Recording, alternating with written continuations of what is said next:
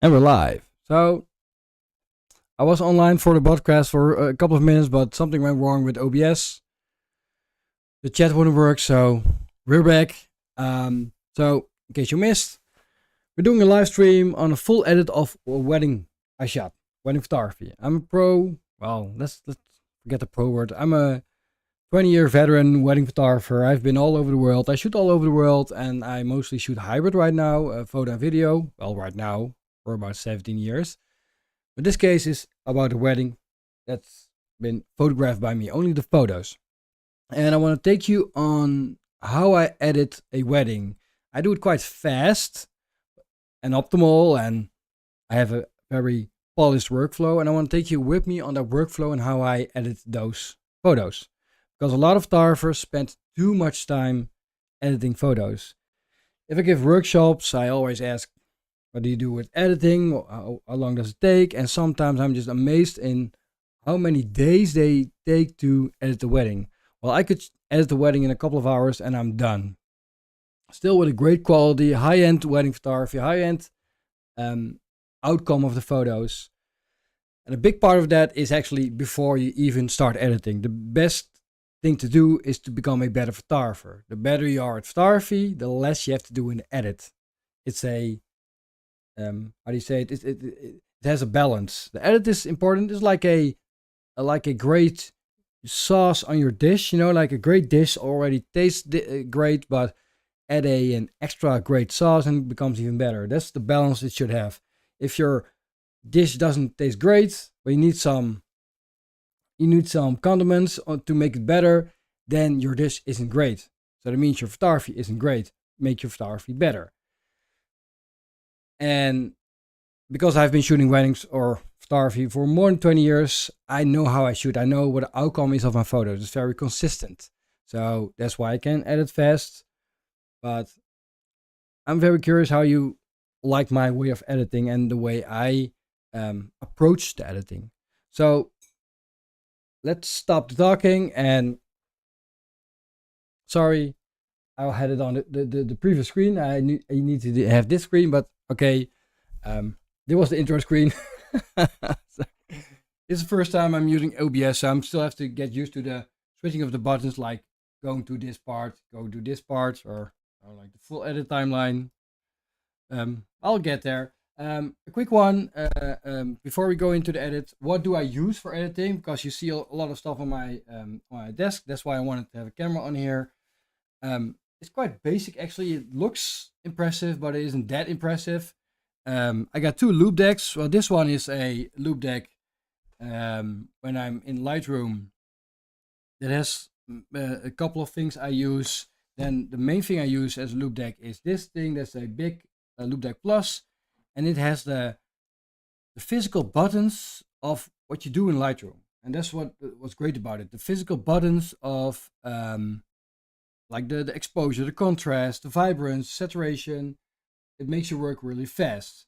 But you'll see when I work, I don't use it that much because I've got a lot of presets that I use to edit my wedding.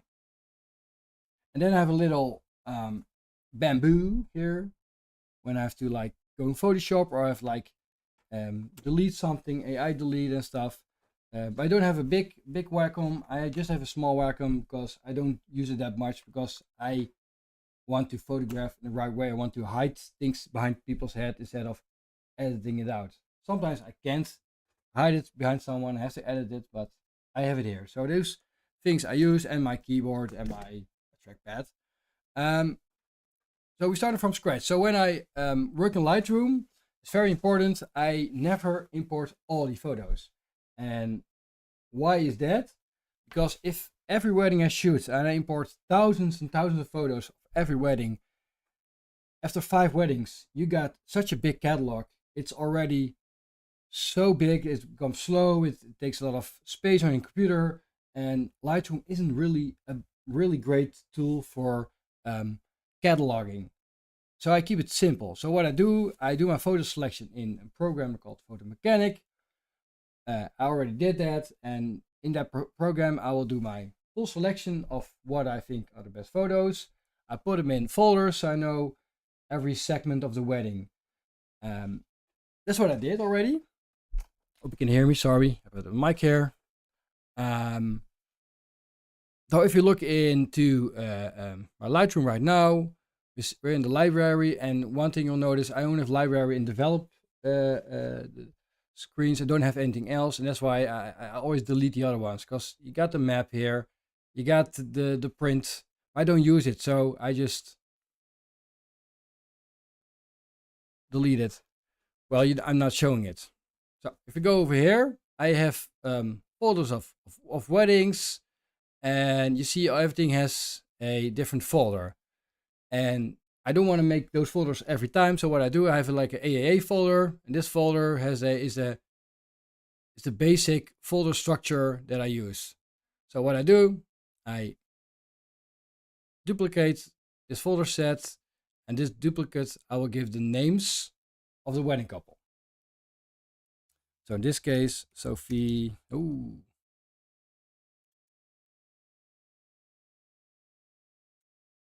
And now I have the full folder set of the wedding couple. And the only thing I have to do is to import all the photos. So that's going to take some time, but let's look up my photos. And now, oh, sorry, you didn't see that. I didn't have the right screen. Sorry, amateur. So first time, give me some slack. What I did right here, and I'll do it again, because you don't know what I've done. Here's a folder that I called AAA, and that folder is a folder that is just a empty folder, but it's a duplicate folder. So when I duplicate this folder, this becomes the folder of the wedding couple. I give it the name of the wedding couple. Now I have a folder with all the wedding parts I need. I will fill those folders up. So what do? I go to my Finder, look up the wedding. It's on my NAS server behind me, because I don't edit from my computer. I edit from a different location. And I'll grab my raw selection, and I just throw in my folder. Lightroom recognizes my folder. I add to collection. And then I choose, of course, the folder I just made, getting ready. And what I do, I only put on my base edit import. So now Lightroom is starting to import all the images and put on my base edit. And this is a very basic edit, not something strange, just something basic that's already making the photos great. And as soon as this folder here has photos, always wait. As soon as I see that there are photos in this folder, I will import the next one. It takes some time because I'm working from my server, but still it's very fast. See, now it's 188 photos. I press import, and I can import the next one. Or in my case, I throw in the folder from my server. What is very important, number 2 is not here because they didn't do a special first look. It was on the ceremony, so I don't have to put it in. I don't have a special folder for that. So now I will go to the shoot, because I have to shoot quite early because I like to edit the shoot. Same basic edit here, import. And what I will do, the first look folder I will delete because I don't use it. And again, it starts to import the photo shoot. And as soon as the photos are in the folder, I will drag in the next folder. So I sell a lot of presets because, well, I know that a lot of sorry the chat, because I know a lot of people don't know how to color grade. I still encourage you to learn how to color grade, but it's great to see how I do it, and maybe you can start off from my presets to learn how to do it. Is the next folder? Yeah, I can do in the next folder. ceremony, drop it in. There's a ceremony, add to collection, ceremony, wait. As soon as it shows up, I can import it. Yep. And the great thing about this wedding is that's why I chose this wedding, is because there's every light circumstance is on this is in this wedding. It's a really how can I say it, a mix of a lot of light conditions that makes it very interesting, because yeah, the perfect light doesn't exist, and especially in this wedding there was a lot of stuff that was quite annoying if it came down to light. And 1 sec please, you need to see something.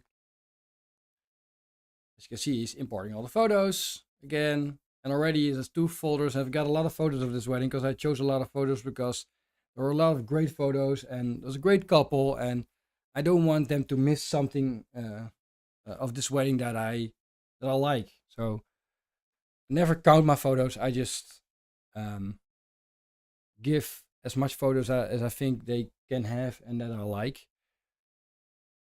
I think that's a very big secret. If I look at wedding photography, a lot of photographers will they will be very they choose not that much photos because they want to have the best photos, but they forget that some photos are just about the emotion, about the content of the photo. Maybe it's not a great photo in terms of photography, but it is a photo that means much.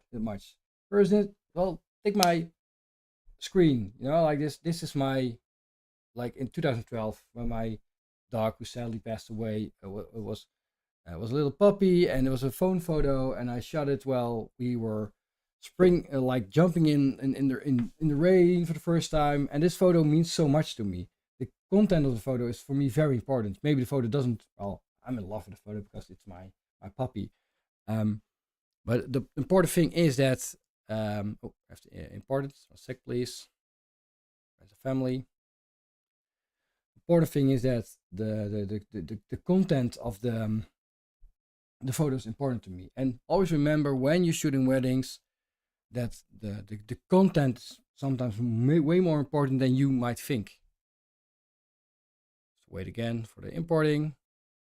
And yeah, it takes a bit of time, but I wanted to take you on the whole process, not just jumping parts and so you don't understand what I'm doing. So just very slowly do everything we can do to make it a great full-on walkthrough. Again, import. This mic is in front of my screen, is really annoying.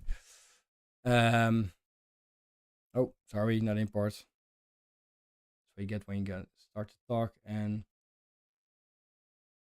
edit and edit at the same time. Afternoon. Yep. Afternoon. Same basic edit. Import. And we have a lot of photos.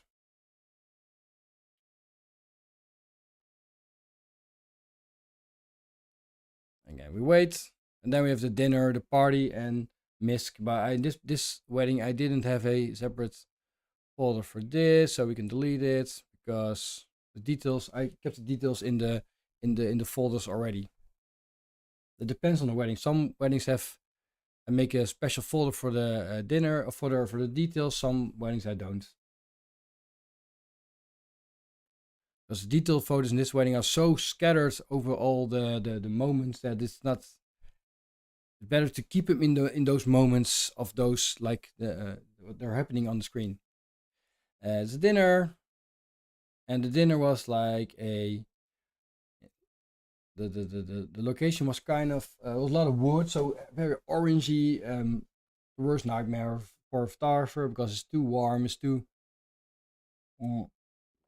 orangey, so you have to level it out, of course. And I had to flash because it was so dark inside. And the last one is the party. Yep. Drag it in. Add the collection.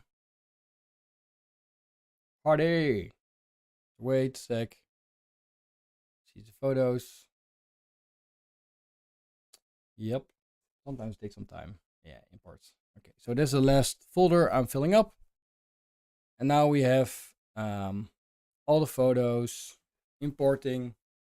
Wait 1 sec. Always wait until Lightroom is done, then I go to the next step. If you want to do a fast edit, you can choose make pre-built photos. Makes it way faster, but the reason why I don't like it, because I also do video editing, that it fills up my hard drive or my solid state drive, and my computer gets filled up really fast, and that's annoying. Even though I got like a 2 TB disk, is still not enough. Okay, so it filled up all the folders and still making some previews. And right now we have a total of 1,312 photos. That's a lot. That's double the amount of normally what I send to couples. And I'm gonna put my mic a little bit away, so I hope you guys can hear it like this, so I can see everything. So all my photos right now have the basic preset on them. Everything you see here. And my basic presets, as you can see here, that's actually my preset workflow. And what it is, I got all kind of, as you can see, the black and white stuff and simple stuff that makes my photos instantly look better without any actual color grading. It's mostly tone curves and contrast. That's the only thing. So if I press my button here, you'll see a difference. Oh, of course. This original photo, this is the edited photo. There's just a little difference, not a lot. So this is the original photo, this edited photo. There's not a lot of stuff changing, just color. Because I already like this photo. If I would do a lot of stuff to this photo, I can put on all kind of looks and stuff, but it doesn't make the photo better. I mean, if I choose like a look, like this is a look, of course I have the white balance. Could do on a shirt, but the shirt isn't really right, it's yellowy. So I could like make it a little warmer. You know, I could adapt it. But isn't that much better than the just the basic edit? So if you go here and do the basic edit, no, I don't think so. I think this is already looking great. Only thing you could say, I want to straighten up the photo. One thing I want to change, rename. Was a plus. Why is there a plus? This photo is already great. The only thing I could do, I could make a copy of it and say I want a make a copy.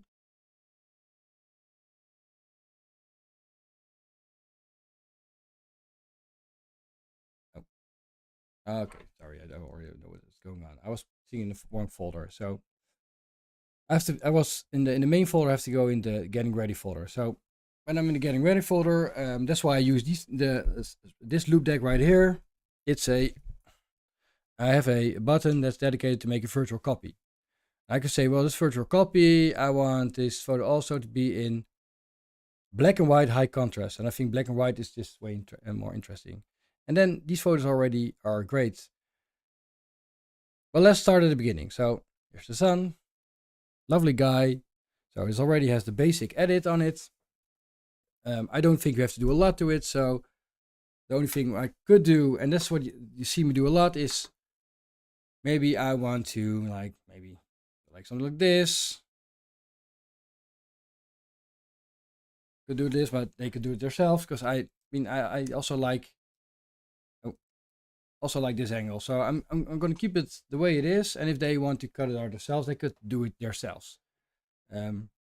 It's a little bit awkward photo because the guy just met me. He's like in maybe puberty, so it's still, you know, it's strange, you know, to see a star in front of you. But I just shot a photo of him just to get used to me.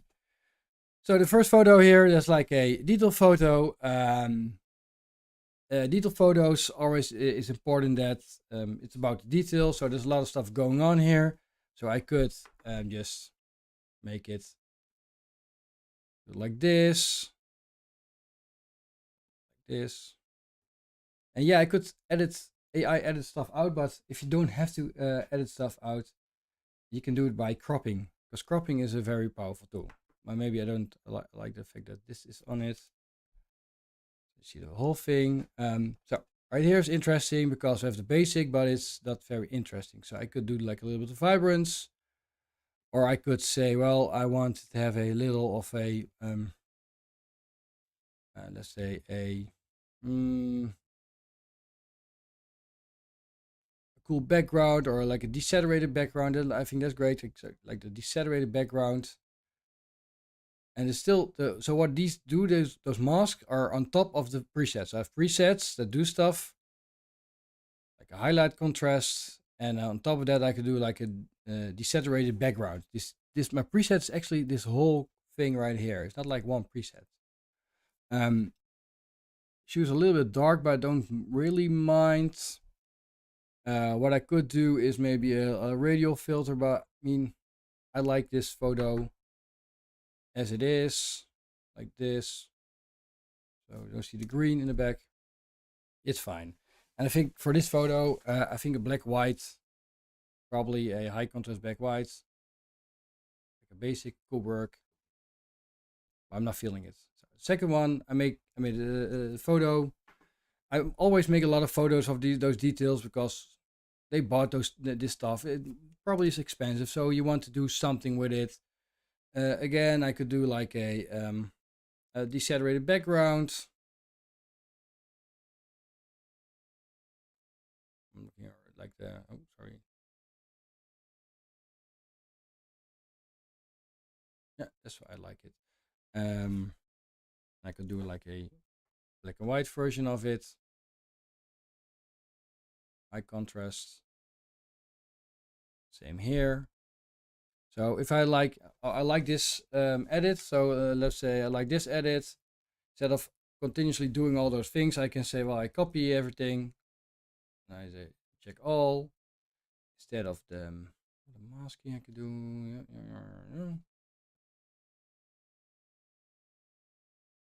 copy it. Oh, sorry, no.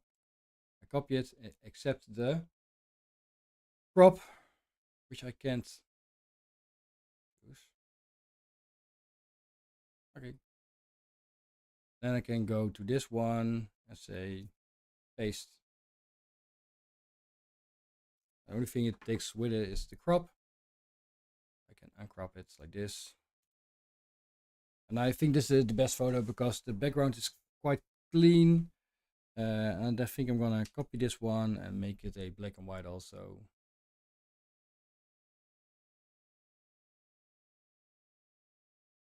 Yeah, this one. Same here, get this photo.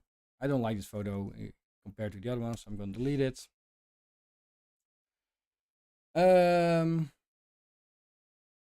When I like a photo, I always give it a star rating, a 2-star rating, so I know I like these photos. The photos I give 2-star ratings are the photos that I maybe use for social media, but also the preview photos for them. So it works 2 ways. And I'm gonna, especially preview photos and the photos I like for online are the same photos for me. So right now we got those, the clothing. It already has the basic presets, which I like. As you can see right here, this is the photo already that I like edited. So I could say I'm going to use this edit right here. It's going to straighten it up. I like these photos. I like all of them. What I like here, what I don't like is the thing in the bottom. Crop it out a little bit like this. Yeah, and I think this photo also looks great in black and white. And normally if I'm black and white, even on in this thing right here, so I can do the black and white part.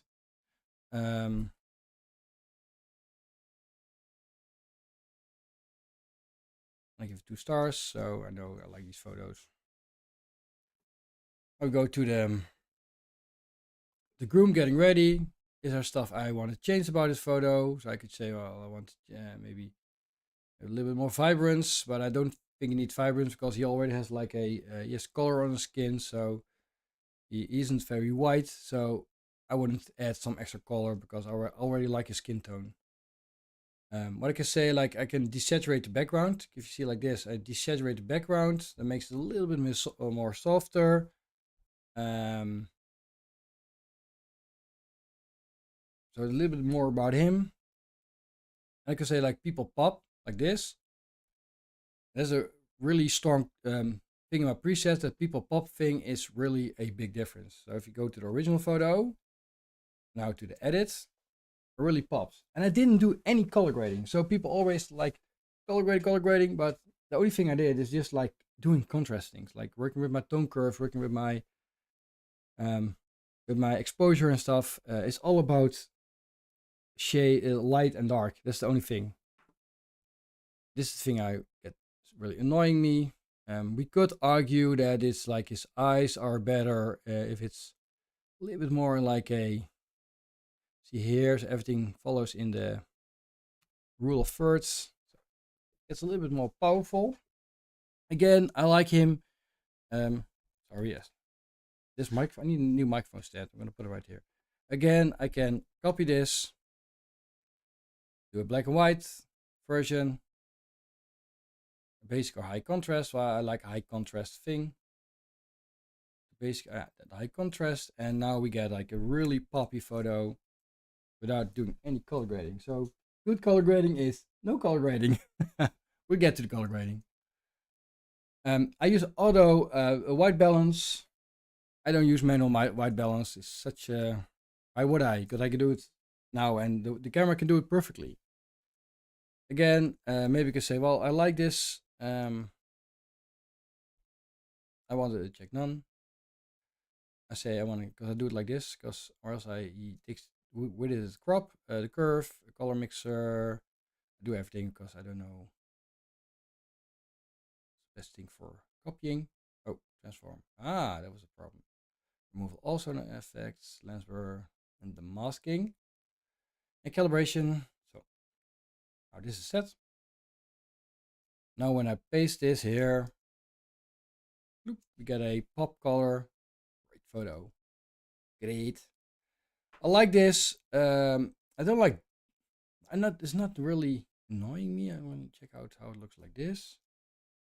Yeah, it's way stronger. It's so much stronger. Again, also like this photo, we'll make a copy and do a black contrast photo. One thing that I noticed, I've got calibrated screens, so sometimes when I send this kind of photo, it's too dark for them or their phones, and then I have to like pop up the blacks a little bit because my screen is better than the iPhone screens. There's a problem. We got a star first. We added stuff on screens, and people look at it on the phone with true color display, which really sucks. So this photo again, I like this photo. I like movement. I don't as you can see right here. I shoot well on 320. Normally I go way lower. There's movement in this photo, and that makes this photo really. That's why I like this photo. You can see. I think this photo gives a really good idea of who this man is. He looks a friendly man. He's getting ready. This photo says a lot. I like this photo. The background you can see his suit.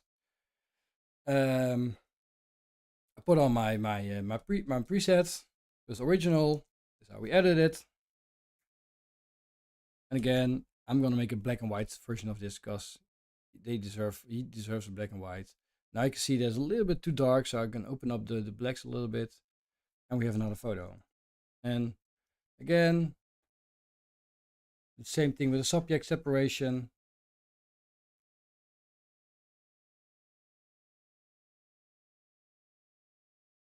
And I can do this for all the photos in once, but not all photos I want the subject separation. Oh, sorry.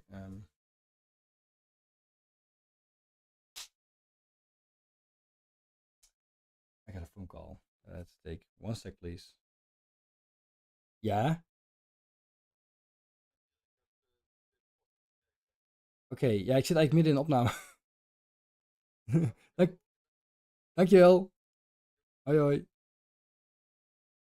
Sorry, I had to take the one. That was very important. Sorry.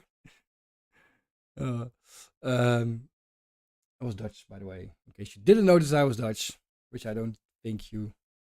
So I like this photo, but this is a typical photo. There's too much going on in this photo. Like that stupid JBL speaker. I put it away when I took this photo. Like crap, I don't want a speaker on here, so took it away. This looks strange.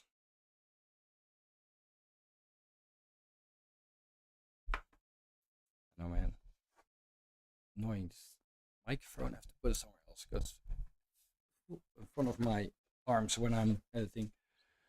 Hope you can hear me still. Can you hear me? Yeah, still. That sounds great. I want it to be a total shot, so this is the point where I have to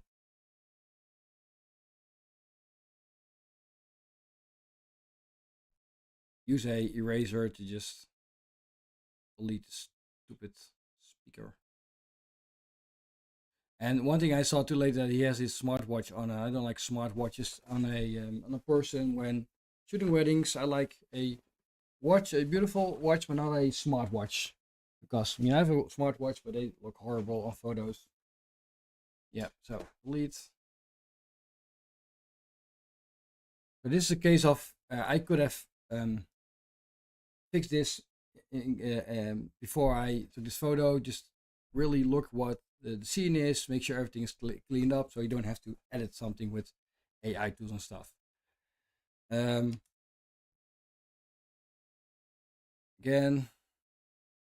black and white photo, I like it. It's further away. Someone put the speaker somewhere else, but still in the shot, of course. Their house is really cleaned up, but it's like these two kind of things is really annoying. So I have to delete it because I want that full shot. Yeah, this part, this, and also this. Deleting. Remove, and therefore I have my Wacom because it's just easier with it. So Wacom.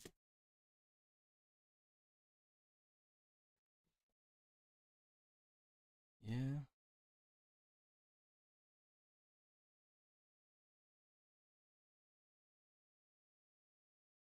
It's done. Doki. Again, on my screen, I have to buy another arm that isn't low because this is really annoying. Continuously is in front of my screen or in front of my keyboard, and I can't see shit. Like this. Right. Great photo. I like those. I like those close-up shots. I like. I think that you got three types of photos you have to take, like the really close photos, the medium size, and the full size. So as you can see, this is like a medium size photo, a wide angle, and a close angle. Those give your. That's great for storytelling. This photo is already awesome. Paste my preset here. Give an ID. This was what we started with. So we're done. The only thing I do when you see changes, I do Command V because I copied my preset. And every time I do Command V, I copy it, and then I just paste it. That's what I do. I like his shot. I like a part of his face with this. Yeah. I always do those shots because they just really work. And here, like it's. And yep. Also, here's the logo of the initials, which is great. A high contrast version of it.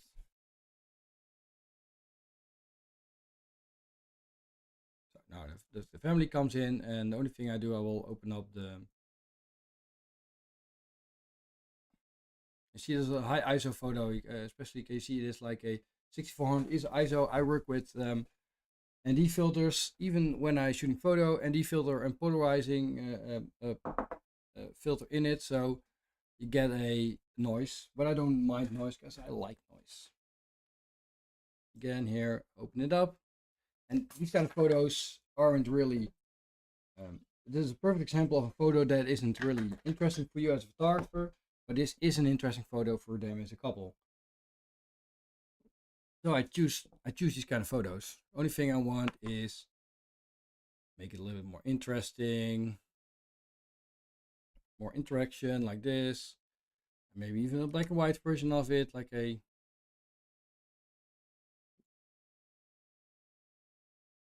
the basic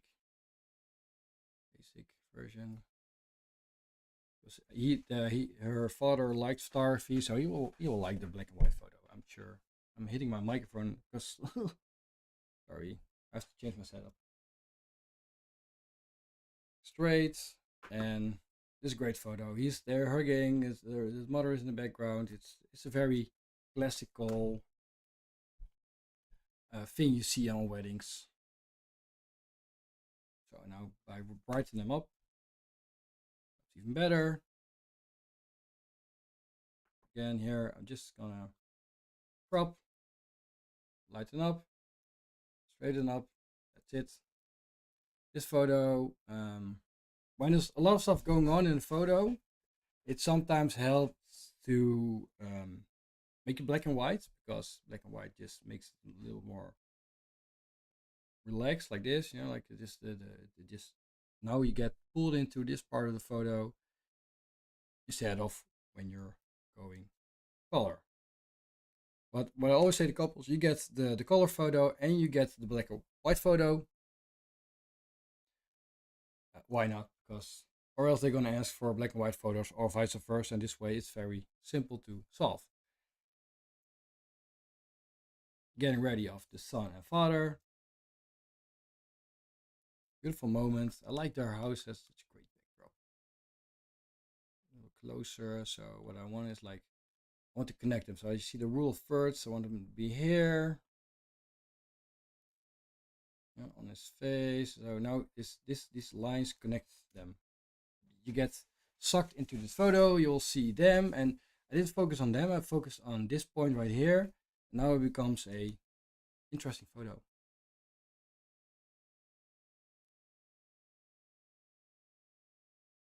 Yes, great. And I'm going to copy this because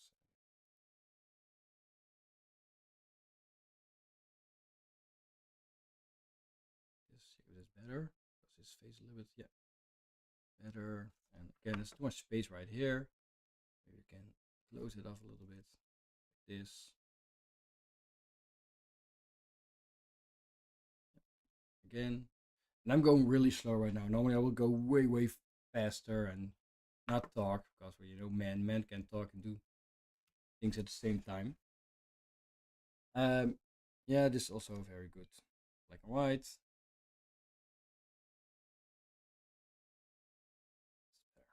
Contrast. I love this photo. Such a great moment. Proud dad.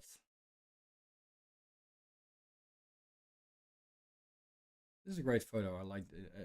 I'm really sure he's really happy with a photo like this with his son. I'm fully convinced. And I made the background a little bit darker, as you can see, because I use my preset just to make the background, because the background is there's too much going on there, and by this way do the subject pop and the background, like here again, make it a little bit desaturated. There's all my presets right here that do those kind of things. Great, and that's a great. That's why I like shooting Canon. Canon is just a brand that has such a great color space that the photos already look so great. That's a really strong point of Canon. I'm not saying you have to shoot Canon, you have to shoot what you like, but the color space science of Canon is, yeah, is the one I love the most. If I edit Sony images, I have to do way more to get it right. And still get my presets can work on Sony, but you have to do more, yeah, color correction. And there's the calibration tool. For if you're wondering what's the calibration tool, and I will put it here on a full screen like this.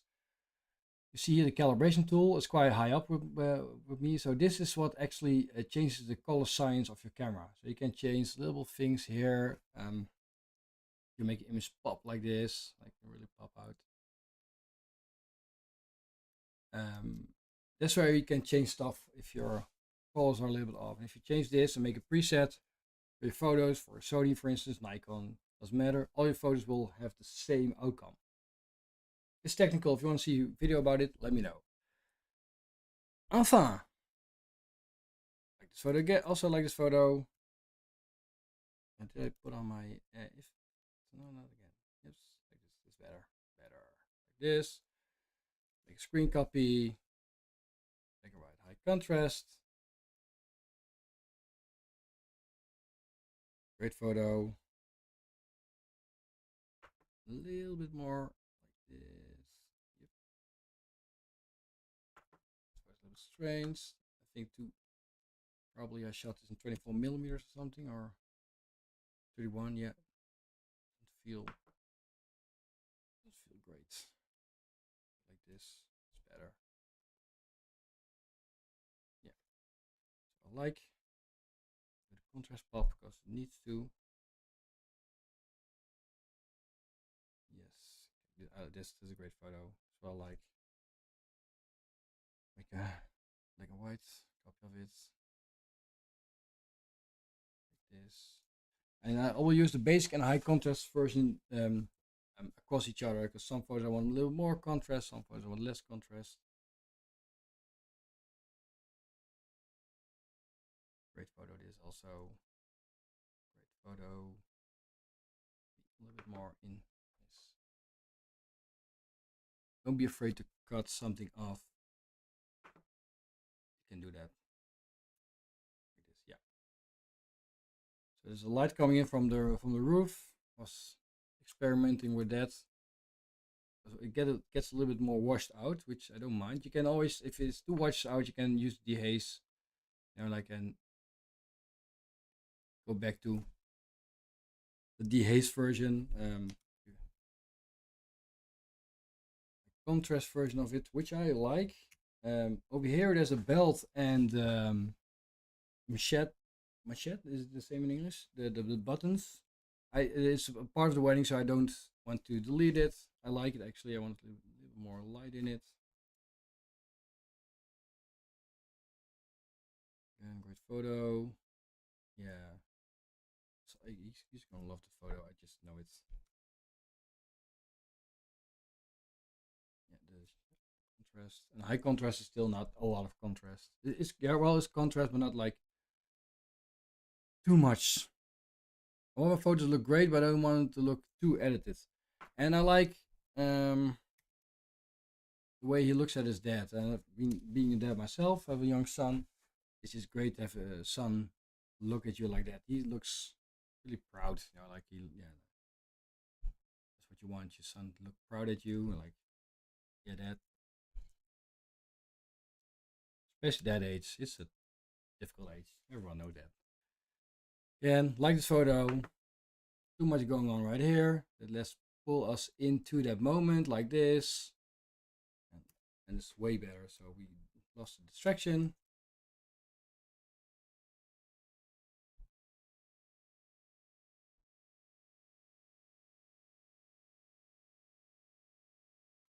Um, check if it works. Yeah, great moment. Should create an auto level preset. So, for instance, what I did right now. Well, let's go back.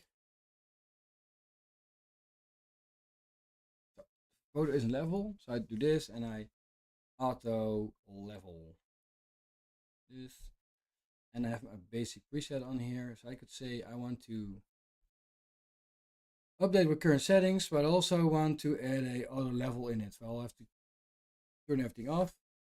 I can make it a part of the photo, of the preset. I'm going to do that, but not now. Yeah, like this setting. Check everything still works.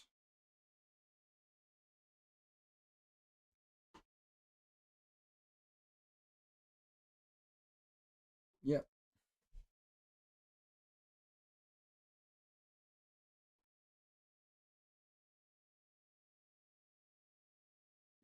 check if OBS still working, when it's working. Okay, a great moment, and I like the setting.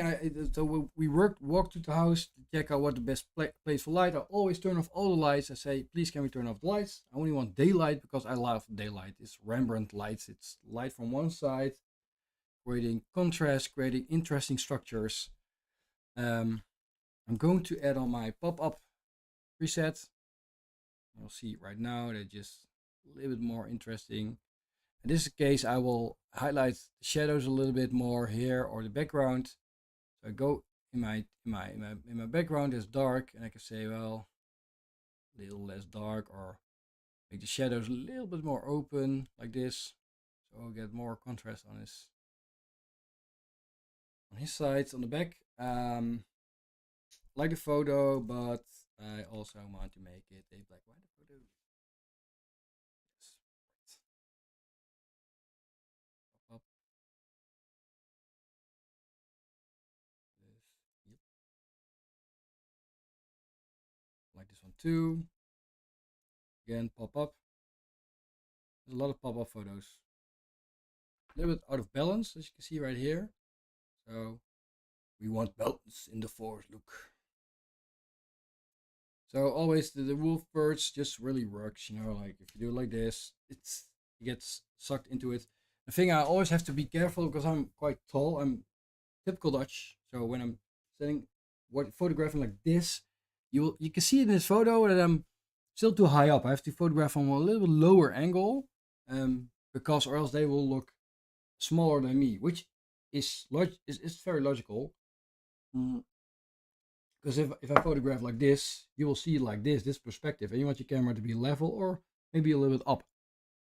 When I took this photo, I saw that I'm like, okay, I'm a little bit I have to bend down a little bit to make it look equal to me as a photographer.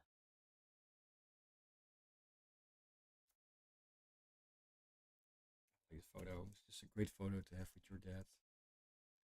Now this is a great photo that I don't like the light here. I hate the green back part, so I'll desaturate it and probably will cut it a little bit. And these kind of conditions, I will fall back to black and white because I just don't like it. And then I will go to high contrast, like this.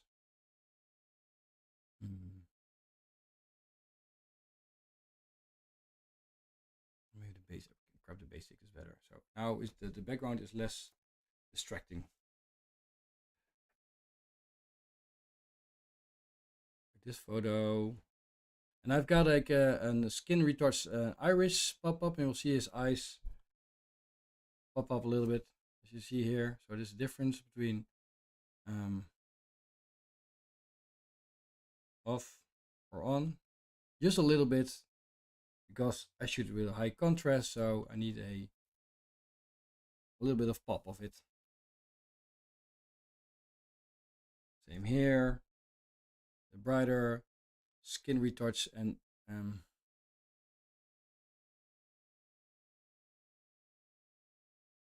oh, okay, never knew what was going on there, but I was already on it. Okay, same here. I thing, brighten up. I think this photo is also great for black white. What's important that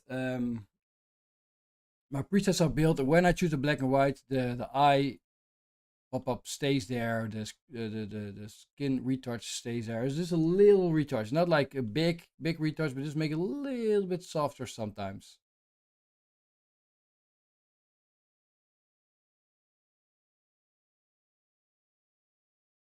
Here also, like this.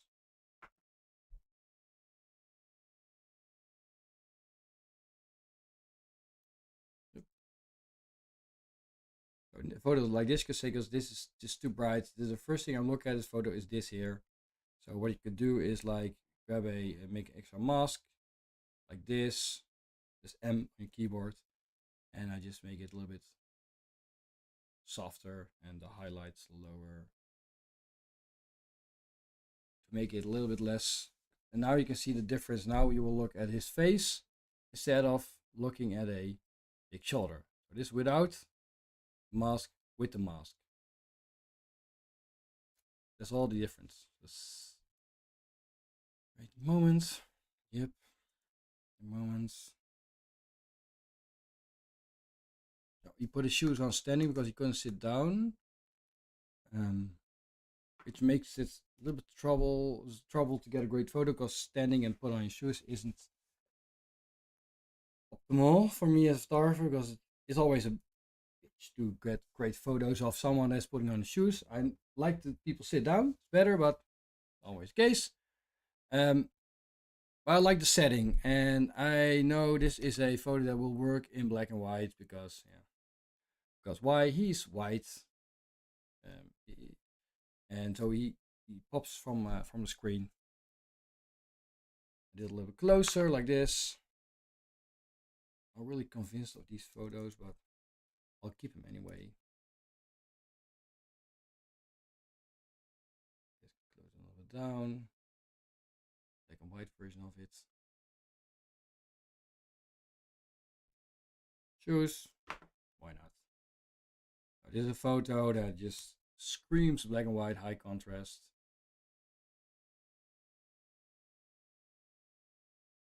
Yeah, I could even put on more contrast if I like, but I think a high contrast like this makes it a little more interesting.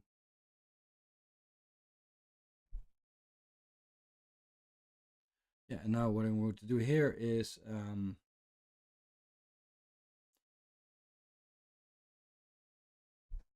develop settings, base settings.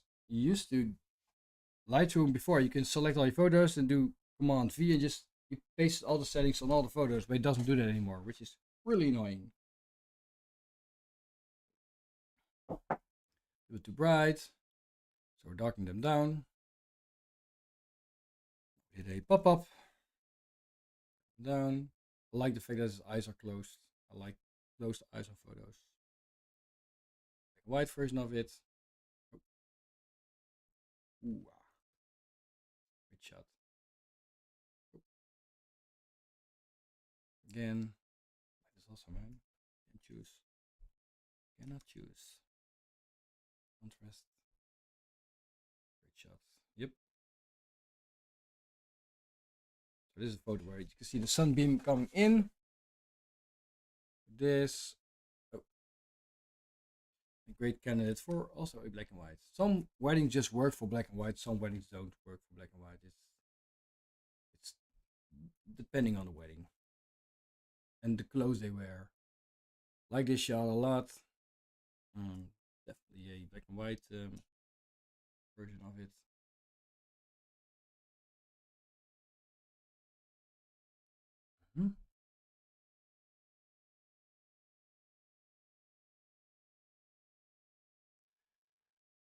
Yep, like this.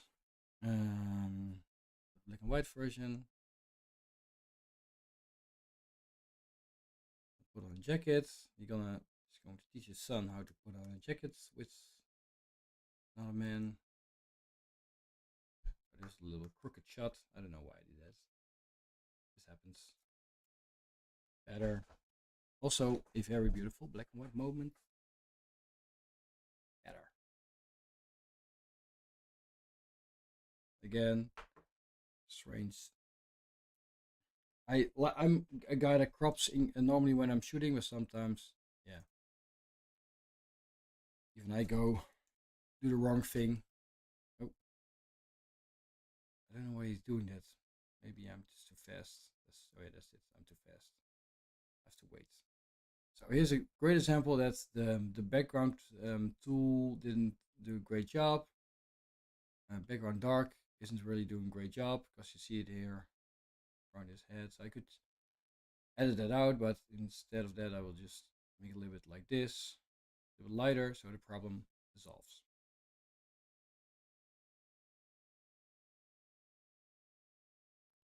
in.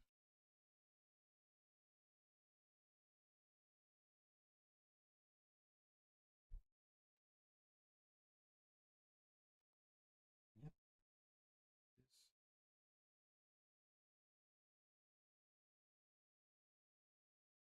Black and white. I'm not making everything black and white, but some photos I will make black and white.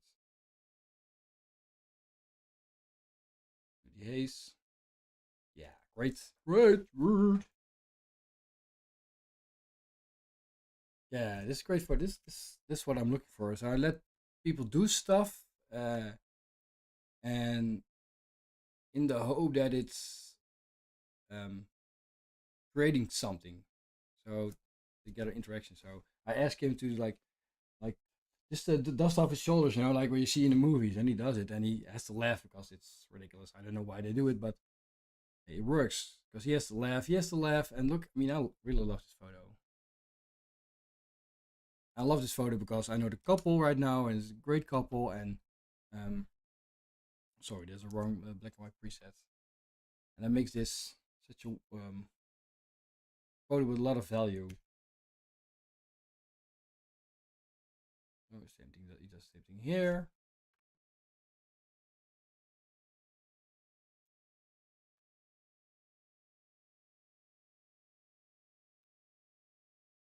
Sometimes letting people do something that it feels awkward creates something beautiful. And so it is, for him it's maybe a little bit awkward, but it creates something I like, and they will like. That is great. I like his white jacket is such a pop out. And this table here, I can edit it out, and I can just, I'll do like this. Crop.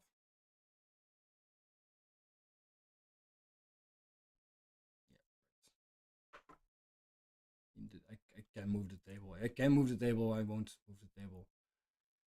Yeah, and some people say you can't cut it off right here. I don't care. I've done that even when I was in the fashion. I like strange. It's not that I want to do it, but sometimes it just has to be done. Check someone at the door. No, okay, that's fine. We're ready. Put those. So we're going here. So is the name of his wife and the wedding date is in the jacket, and I get an error when I press the button twice. I guess accidentally, because yeah, that's what I do. Great this.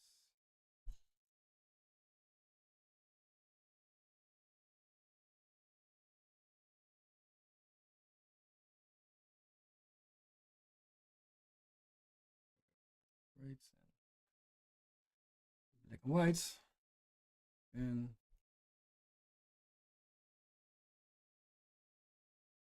yeah, I always do like a little, just make a photo of two people. So I'm like, I do a little photo of you guys, just for the fun of it, and just to get them used to me as a star for walking around,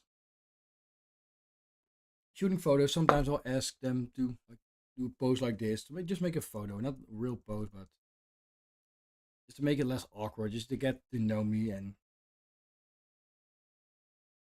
then I'm like, oh, you don't have to watch, you don't have to look at me. You can just like, maybe his bow tie isn't. I think his bow tie is a little bit. They call it crooked, a little bit not straight. And he's like, okay, I'm gonna put it straight and make a photo. And I let people do something in a photo, because normally when you let people do something in a photo, it just will look better. So the basic edit here, I press it right here, but I can edit it on my loop deck, which makes it way faster. But I have my old black and white still on here. This is my old black and white. It's different.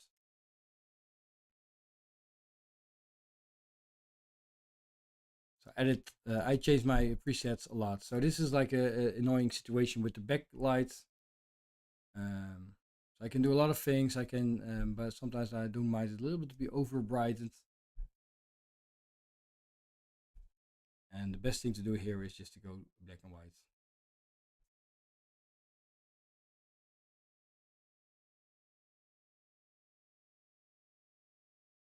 Straighten up.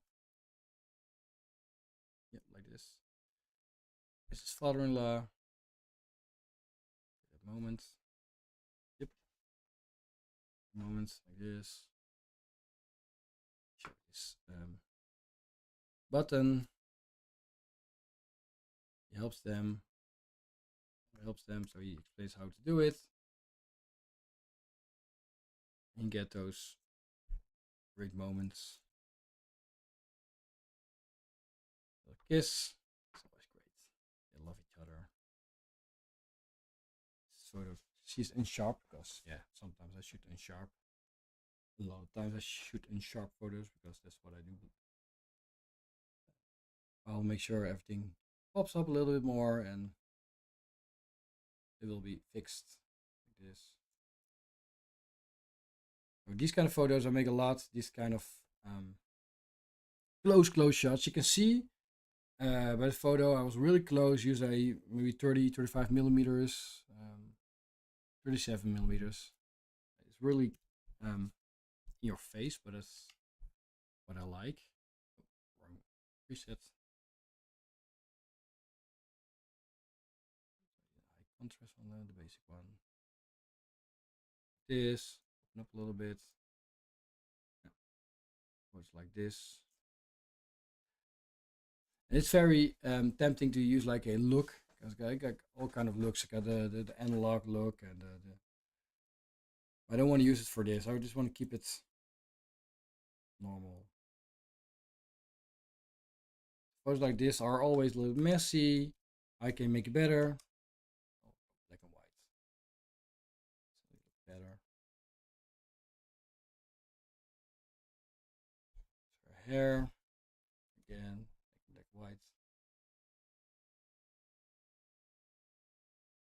So you see the color is a little bit off here. So white balancing. White balance, just choose a white part of photo, or grass also works. So the photo is a little messy. I'll make a screenshot and virtual copy, black and white. Problem solved. Again, white balance is off. Whoop.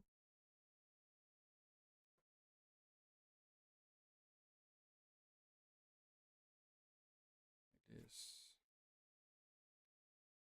Black and white. I think it goes better.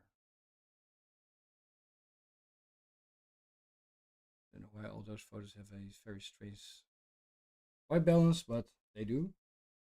So I have to fix it. Like this one. With candidates black and white. So this is a great photo because I saw a lot of mirror inception. I think if you go black and white, we get a interesting look. This, I'm gonna delete this black and white, like this better. And so what I could do is make it a little more strange. Do it like this. Make a black and white version. Sometimes it works, sometimes it doesn't work. Just to check it out.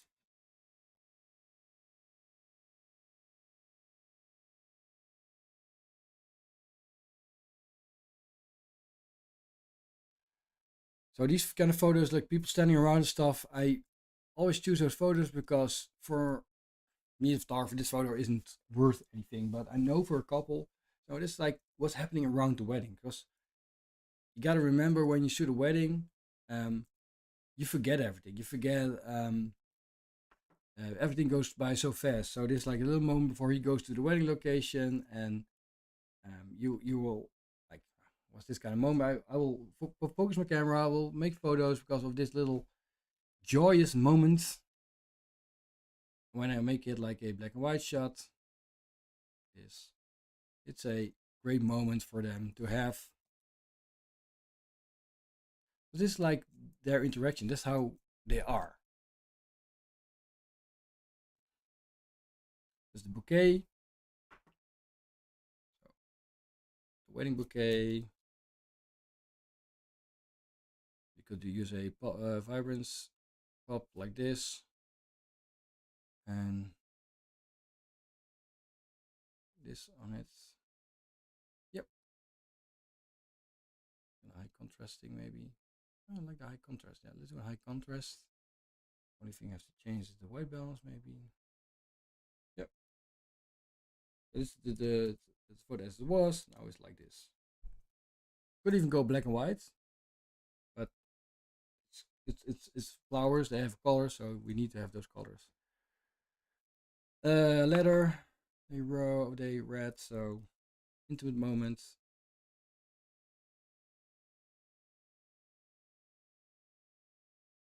Right here. So this I like this moments. See this already. Everything is in the right rule of thirds. You know, everything cuts away the way I shot it because I'm really close at them. So I like that. I could make it black and white, but it doesn't add any value. This address, I like it. I don't like this here, so I have to edit it out because I can't really cut it off, I guess. Maybe I can. We lose the height, so this is a case of where I will use the AI tool to. Normally, I used to before AI, I just edited the Photoshop. I have to pull this away, and then I'm gonna grab my eraser tool and just and oh, oops, sorry. I was starting next to the photo, not on the photo. It's too much. Why does it always select so much? Right. Remove. Let's do a job. Yeah.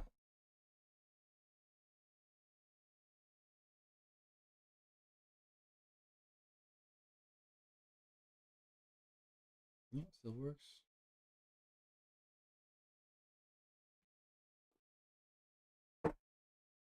Ah, what a great. This made. Oh no. Wait a sec. Wait a sec. Look at this. Stupid thing, man. What's this?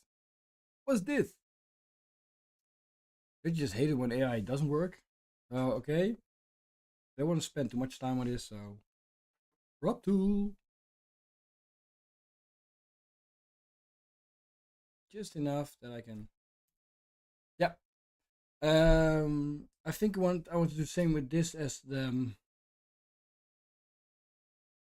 the flowers, make it pop a little bit more. Sometimes like the high contrast is also cool to do like this. High contrast, color in it.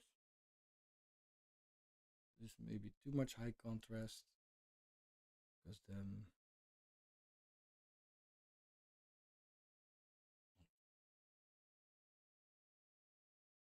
do something like this. Do I like it? I don't like it because the filter didn't exactly. The floor on here isn't great, so it doesn't work. Delete. And I don't like the way it's edited. So I'm going to go to the basic edit and maybe do a. Let me check what works.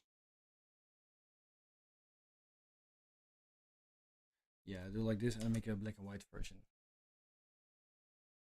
Black and white contrast. That's what I like. Again, chair.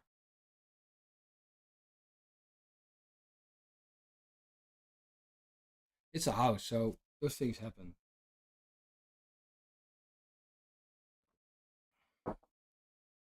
Wee! So I have a live chat. I don't know if it works. I don't even know if somebody's watching, but who cares? As long as one person learns something, that's the most important thing to me. So AI is failing me really hard today, and it doesn't want to delete something. Delete it. You know, sometimes AI works great, and sometimes just does something like, "What are you doing? Just delete the chair." It's gone. By the way, if for the one person that's watching this video, like, subscribe, and comment. And if you hear goats and chickens in the background, we have a little farm. So yeah, it's possible you hear a goat in the background. So you know we got goats and they are such fun animals. Nope. All right, there's another photo like this. I'm going to do the same thing. Make it a black or white high contrast shot. So you could do all kinds of strange and crazy things with these kind of photos, but keep it relaxed. And the table here. Oh man, I hate that table. Well, it's a great table, but it's just too light. Problem is there's a roof light here on this table that makes the table pop out a lot. So I could do this like there's an old school way, you know, like old starfish do, and old like I make it a little bit darker in the right way, but it's just better if that chair is just gone. So welcome to round 3 of trying to delete something in the photo. I'm just going for it. Everything. So for the people watching, for the one person who are watching in the chat, is it going to remove it and make it great, or is it going to put in some other chair? What do you think? Let me know in 3 seconds. 1, 2, 3. I have to say, normally I will make a photo, give it a purple color code, because I work a lot with color codes. Why didn't I say it in the beginning? I'm like, okay, so I give this photo a purple code. Let's see here. So everything purple, I have to edit. So I do all the edits in one time because I don't want to do color grading, editing across. I want to do everything, all the deleting in one pace, all the like in the rhythm, all the color grading in one pace. In this case, it really worked out, and make it the right black and white. There's another angle. I like this one. This one definitely needs a pop. Yeah. So if I do this, the pop, you'll instantly see that it just pops out. Because the pop for people also works on the objects. I I really love this photo, and I didn't do a lot on this photo. This is the original photo. This is the original photo. This is what I've done to it. Don't go crazy with it. For instance, I can grab these kind of looks and they look great because the color in the photo is just great. If I took my analog look, I have to balance it out, make it a little bit warmer, a little bit colder. Oh yeah, it looks great. You know, like it's a great shot. But does it look better than the OG, the original shot with a little bit contrast editing? Let me know in the comments. I think it's both the same. So why hurt myself by doing color grade on it? I really like the photo, and I believe it still works in black and white. You see, but it's stronger in color definitely because I like those soft colors of everything. Same here. I want that color, that pop. I'm not gonna delete the dress because it's a part of the wedding. There's a cat. I love animals. I hate photographing animals because I really suck at it. Because you need to make a great photo of an animal, you have to have something I don't have, and that's like patience. I have a couple of good photos of the animals, but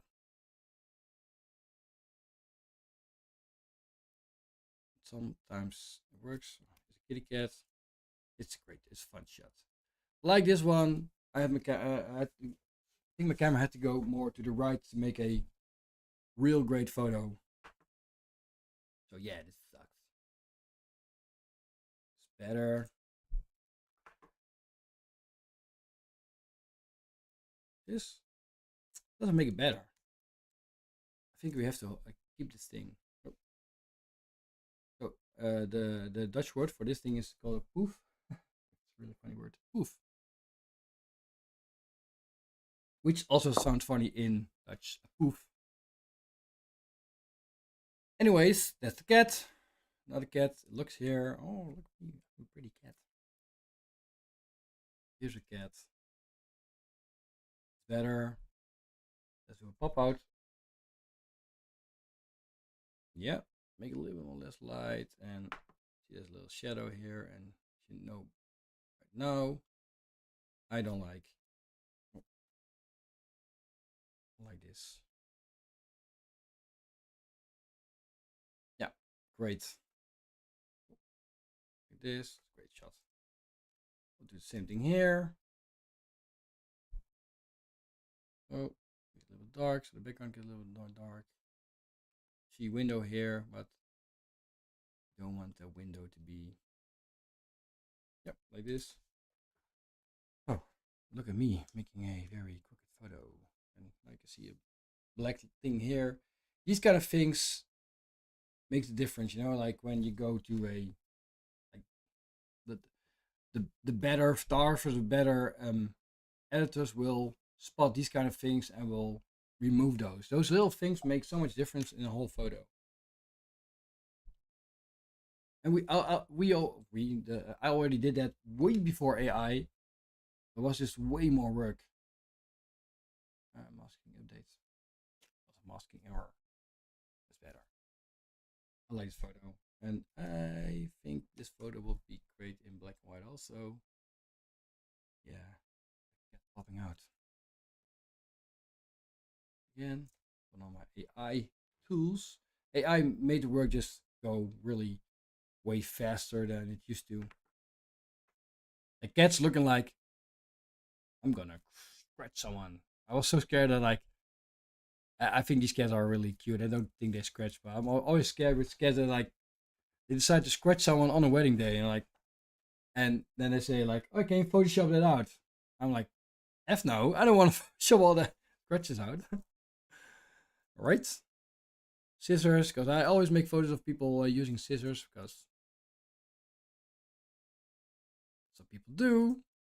They cut out those lints, you know, those little what do you call them? Those little ropes to hold up the dress. Sorry, I take off my cap. Blah, blah, blah, blah. Yes, cutting. This is more like this content phase photo. So like, there's not like very lot of happening, but for them it's very interesting. Yep. So like this. Check what happens when I do this. Yep, it popped out a little bit, and this could be a very great black and white photo. And while the photo works great in black and white, now the full focus is on the wedding dress. So all the things around, they're still there, but I don't have to do anything with deleting and stuff. And it works better than in color.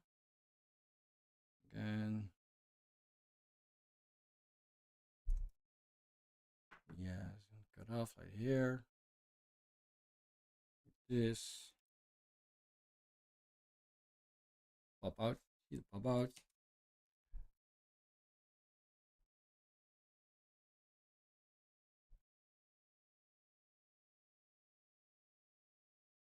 Yeah, something is off in this photo. I don't know what, but not the chair. The chair like this. Yep. Make it pop out a little bit.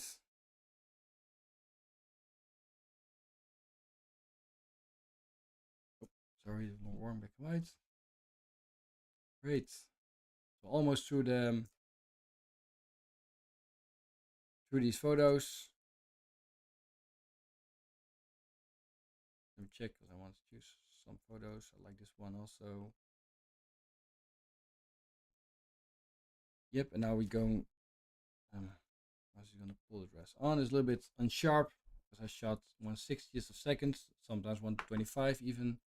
I like to shoot a little bit. I like movement in these kind of shots. I want her to pop out a little bit. Yeah, like that. And I want a black and white version of this photo. Oh yes, with her popping out. Same here.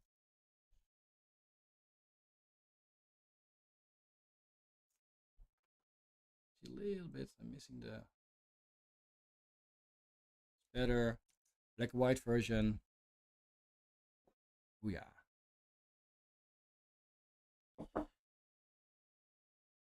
Someone told me once that you only use color when color is needed in the photo. I think that's a very good way to think about it. But reality is that a lot of people don't like black and white photography, so you have to sometimes you have to use color many times when color is needed, because this photo really doesn't need any color, I think. But most wedding couples like color, so that's why we use color. But this photo in black white for me is even better, because it just everything we're doing right now is pure contrast. Like I said before, if you just tuned in this video, all the color grading I did was absolutely zero. The only thing I did, I used the color space of my camera, my Canon, and I used some tone curves, like a little SC kind of curve, and some light, dark lighting. That's the only thing I did. That's what I did like in the 70s with photos, and what we still do still right now. I didn't use any looks on a photo. We're going to use looks, but not on these photos. And the photo looks great. And I think black and white is a very great example of that. If I go take this photo black and white, high contrast, and I've added my filter, sorry, and then make it black white, she pops out. And the only thing I did is pressing. They call it used to, when you did analog photography, they pressed prints through, or they held it back, and that's what you see in Photoshop. You can press through, or you can hold back light. That's what we basically still do. The only thing we use the light when I'm photographing, I turn off all the lights, so there's no light present, and only the light coming from that top window over there. So we call it the Rembrandt light. So there's one spot of light, and it creates a shade on your face. It creates shade. It creates depth. That's the only thing I did. There's nothing else I did on this photo. Because this photo, if I put on a look, you can. So I got my analog looks or my heavier looks. I can make this work if I press this, and I can make it a. Well, let's do it. Grab this look because it's quite heavy. I can open it up, change the white balance, like this white balance, of course.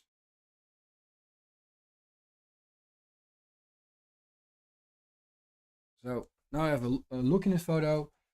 If I send this photo to someone, so if I send this photo to someone, I'm pretty sure they are going to love this photo. I'm pretty sure they're gonna love it. But is it so much more better than this photo? That's a question. Because the reality is, this dress right now is a little bit yellow. It's not the color that the dress is like a yellow and has a little champagne color that is called like a soft pinky pink undertone in it, which you can see right here. And if I do it like this, there is no pink undertone. Yeah, it is a little bit there, but the dress becomes yellowy. So I have to like counterbalance it out with my white balance, but then the photo becomes too cold, so you have to do all kind of stuff, like you go into calibration, like, oh, we have to like make it a little bit warmer, skin maybe a little warmer, all kind of shit you start to do, or your face becomes too red, so we make it less red. You understand what I'm going, you get in a rabbit hole, and that's what a lot of photographers, they get stuck in a rabbit hole, and then they don't know what to do. And you see, I mean, this look has a lot of things going on, this look, because yeah, I love color grading, but it's too much work for a photo like this, and it doesn't add what it needs to add, because this photo says it all. And to be honest, I love this version the best. I mean, she pops out, the mother's in the back, she's happy, she's smiling, she is having the time of her life. What else would I do to the photo? Only thing I want to do, and I'm going to copy it to all these photos right now, is make the background pop. develop settings, base settings, because I know all these photos need a background pop. And that's the biggest problem people have with color grading. They make things complicated.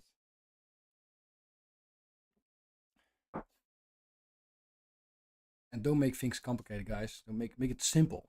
Because I'm a simple man. You know, I'm a man, so I am simple because we're men. Any man that says he isn't simple, he's wrong. We're just simple creatures. But learn something from me. It works. I love the photo. Great color. Her mother has great color. She has great color. What else would I change on this photo?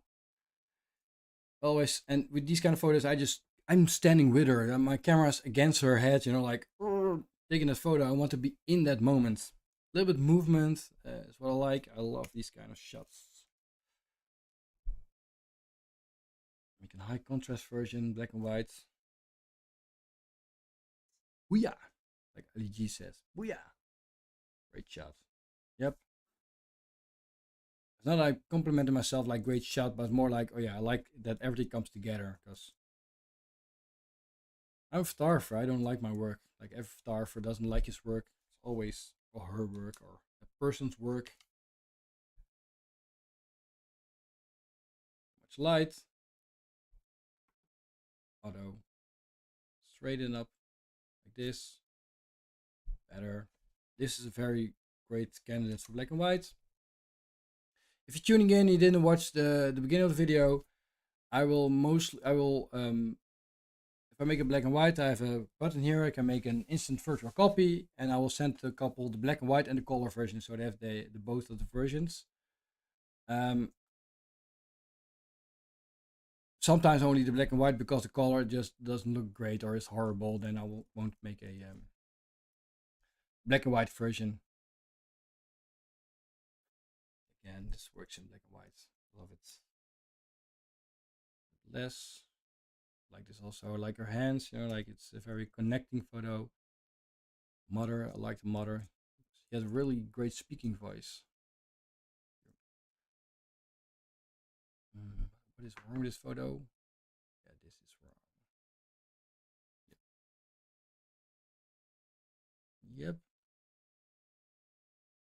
This photo needs black and white. This is the type of photo that I really don't like in color. That black and white is just better. But no. There's a friend of her. It's like a strange photo in between, but that's what I like. It's just like there's stuff happening.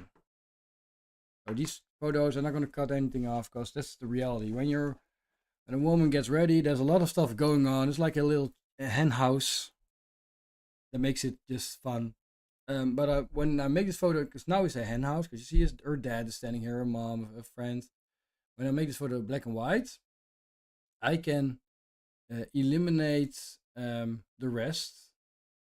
I have to grab the filter. You can see in the filter, I could say, well, the subject pop. If I go in here, I'm gonna make it a little more technical. I want to subtract her father because her father is just too bright. Like the guy, but he's too bright.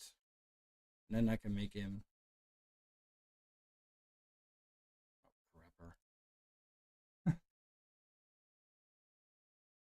Check if it's. I don't know if you like 100% or something, or like feather size. Density is higher up than like. That's better. It's way better. Yep.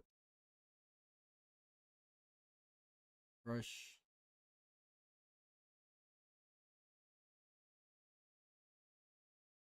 Yeah, it's better. So in this photo, like this one, also a black and white photo.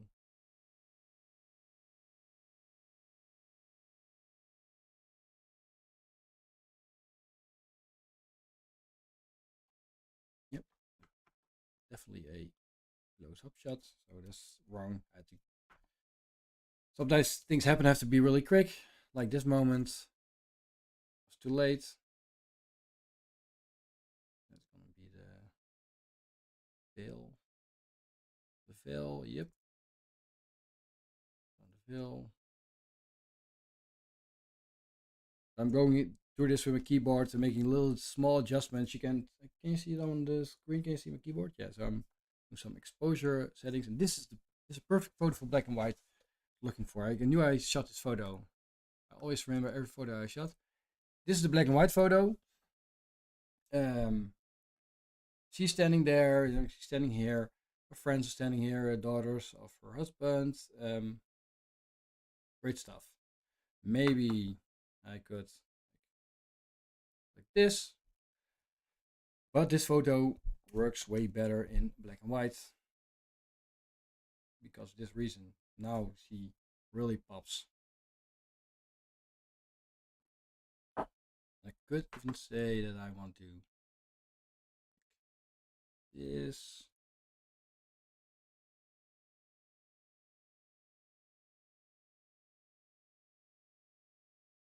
Same thing with this photo. Black white. Yeah, right. And again, she was just standing there. It was not like a pose or something because we didn't have any time for it because I had to go to the wedding location. It was a different location. Yeah, with the mother. So too much space right here. I can make it like this. If you're wondering how you do that, when you go in your crop tool, this part, I do it on my keyboard here, crop tool, and you press X, you can go from landscape to portrait or like this to that. So you learned something today. White. And now we're getting to the end of this part of the edit. Getting ready. And what's important here, so like I told, I've got that skin retouch preset.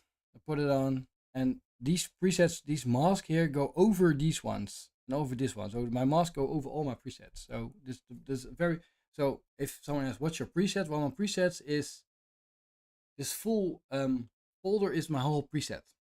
It's not out right now because I'm still in development, but it'll be out soon. And then it's like a full workflow. You can do everything with it because there's looks in it and help. What kind of? Let me check. I have a son in school, so nothing to do with my son. Nope. Alrighty then. With an eye pop up. This is a big difference because this is the original photo. This is the edit. Yep, like it. The same thing with this one. Replace. I think this. The same thing here. Replace.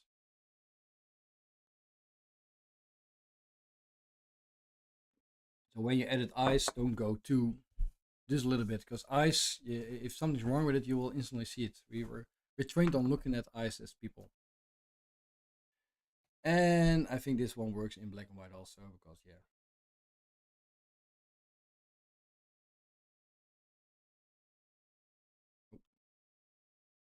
Too shiny. Okay, so we got all the photos. If you didn't know what I'm doing with the star ratings, I give 2 star ratings on photos that I really like, and probably will send to the couple as preview photos. So that's why I give them 2 star ratings. And this folder is done, so I can export these photos and have one folder done. Now we go to the shoot. That's like the part where we are going to use looks on the photo.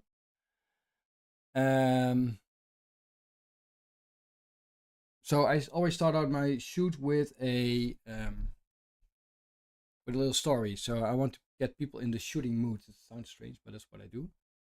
And during a shoot, I want to create a certain vibe. I want to create tears. I want to create some real love. And because you come from a party, or you come from a whole wedding day, the shoots I do my shoot later at the day. So this was like 7 o'clock. What can I see the time? I can see it here, but 7 o'clock at night. So that's quite late. already they drunk and the dress already dirty.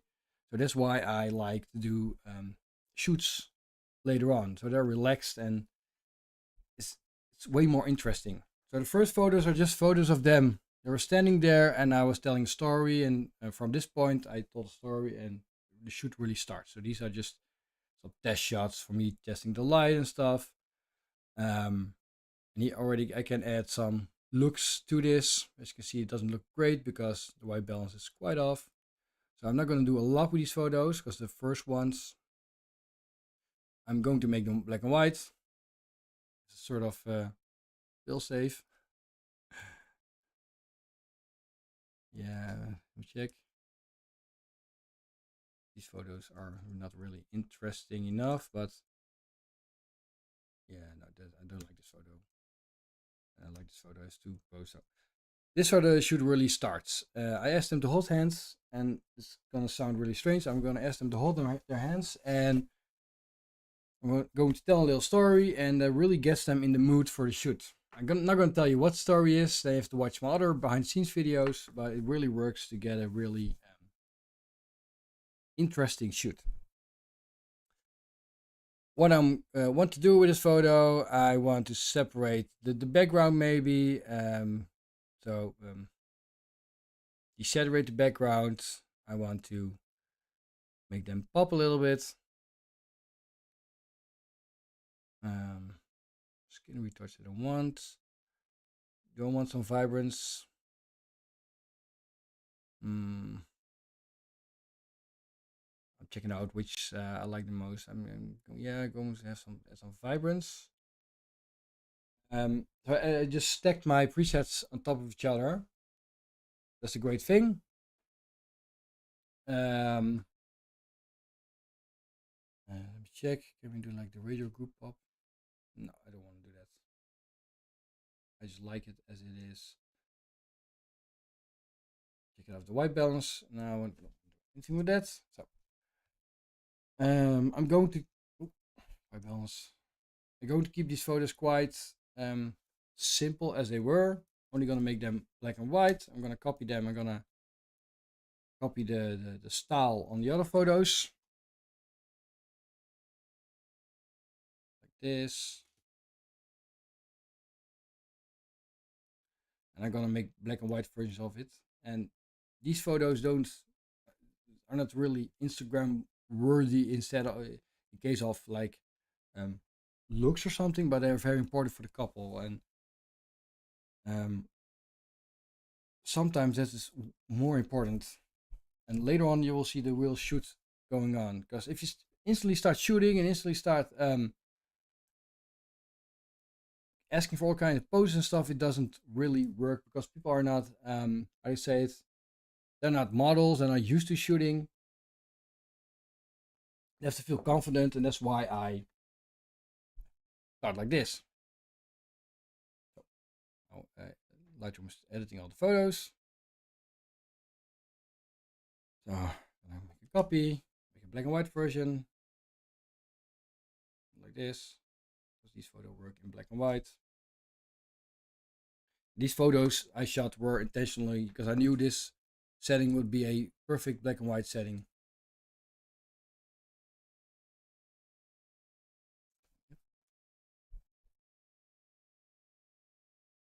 Contrast.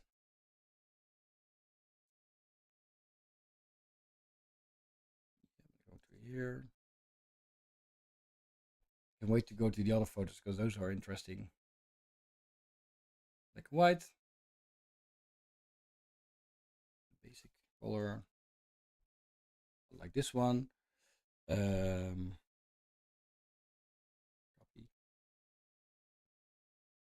Oh, cancel. Copy.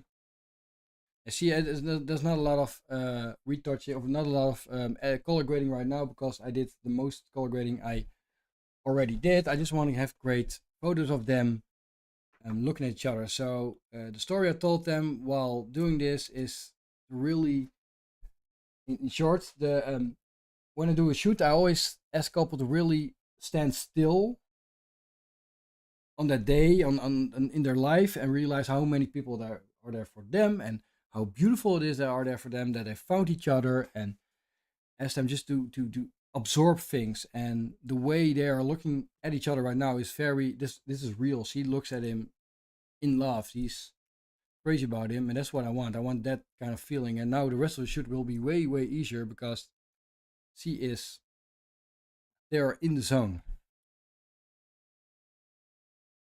Place. So now I'm just basically and same thing for him. You see him, the way he looks at her. He is in love with her, and my crop tool isn't in love with it, but now it is. Same thing here.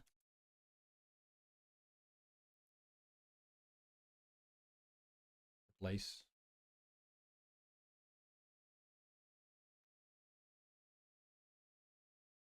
Yep. Ooh.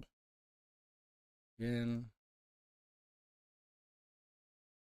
I think you could do here, because there's like a lot of white in here, so you can say, well, I want to create a mask that slowly creates a, you see, like this, so it makes a little bit more that you get pulled into their faces because it's too bright in the bottom, like this. This way, a little bit more pulled into them. Make a virtual copy of it, and do the same thing with a black and white here. See the difference, you know, like this. It does have the mask tool. This has the mask tool. So a little bit off.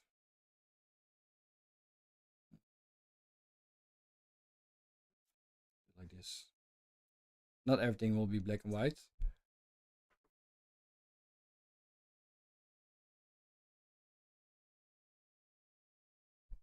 Replace.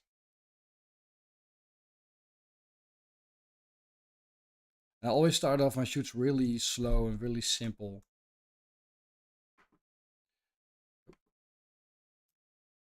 Yeah, like this. You know the feeling that you use in the crop tool, you're like, it never feels straight, the photo. It always feels somewhere it doesn't feel straightened. And then, yeah, I like this one.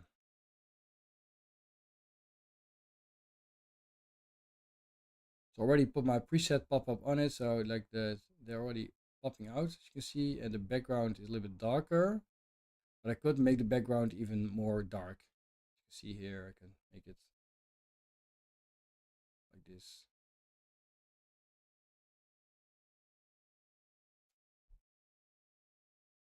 Yep. Make it like a white version of it.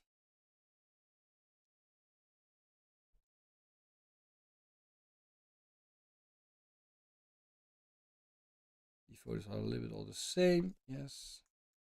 A little bit further. Straighten up.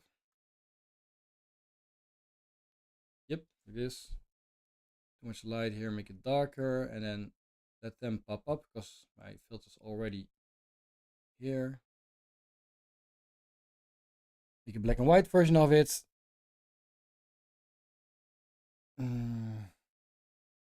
Contrast. Yes.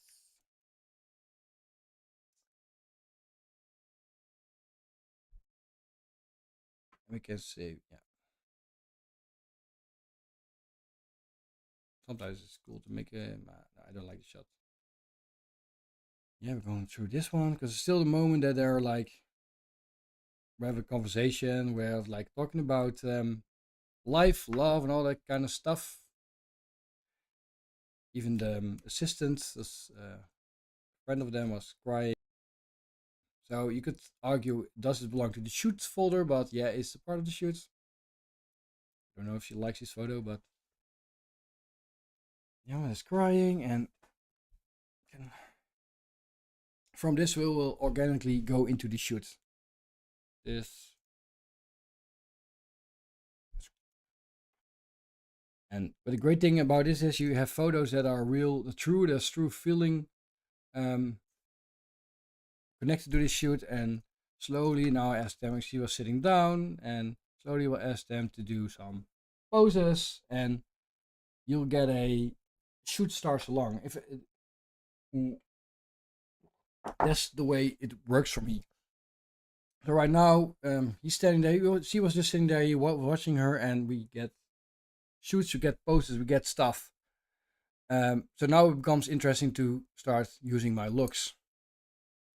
What I don't like is this white pillar right here because it's freakishly white. Pull it away a little bit, like this. Yeah, now I can. Oh, I like this look. Now just I have still my basics edits here, but I've added my look. So she's quite cold in her the dress, so we can make it a little bit warmer like this. And one thing is very important. I shot a high ISO, I guess. Oh no, 1600. I like this. This is a look. This is a photo with a color grading. If you go to the original photo, it's this. Go to the edited version, is this. It's still close to the original. Well, it isn't actually. But I like this.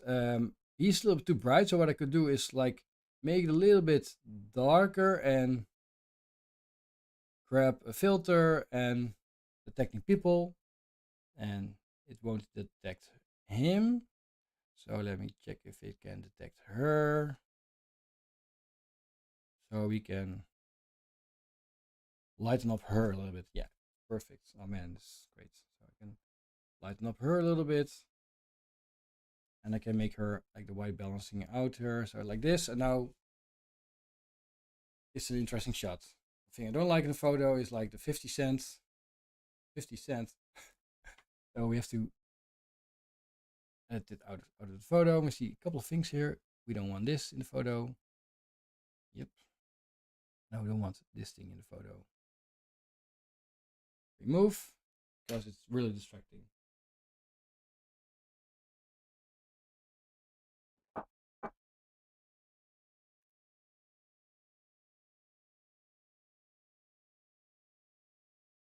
Yeah, well, you check it out. Boom, difference. I could make this whole wall stone, but the black doesn't really distract. Great shot. No, like a great edit shot. You can do a better shot. So, because all these photos are the same setting, what I do right now, I just copy this this whole look like this, and I can say I want to, and even maybe can copy it with my loop deck. Would be easier. We check. Add it on here. Yeah. No. Let's do it like this. Great. Yeah.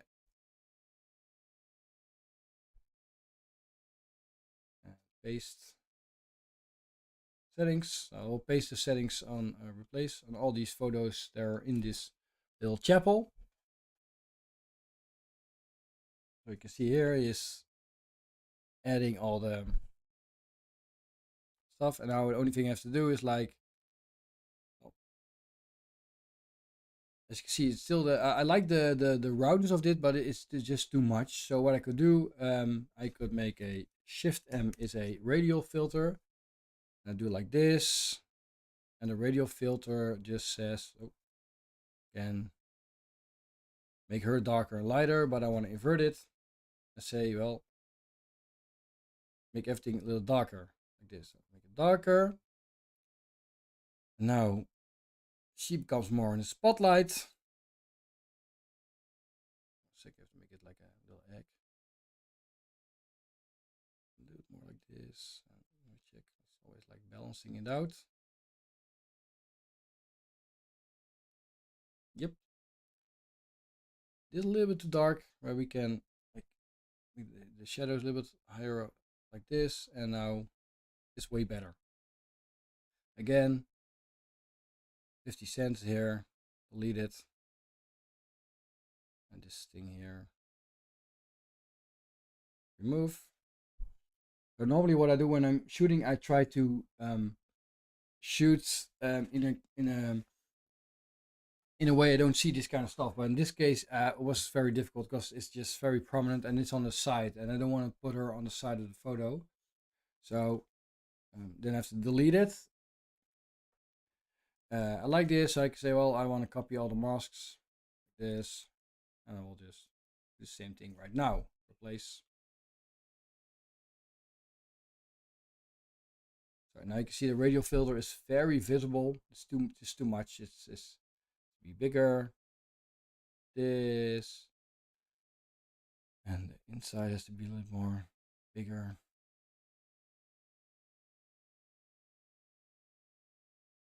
And this also works in black and white.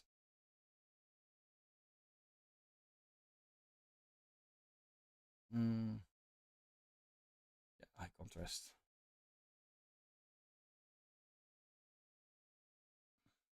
Oh, sorry, I forgot to delete that 50 cent thing. But this photo is, if I look at this photo, it looks too post for me. I'll check if I like the other ones.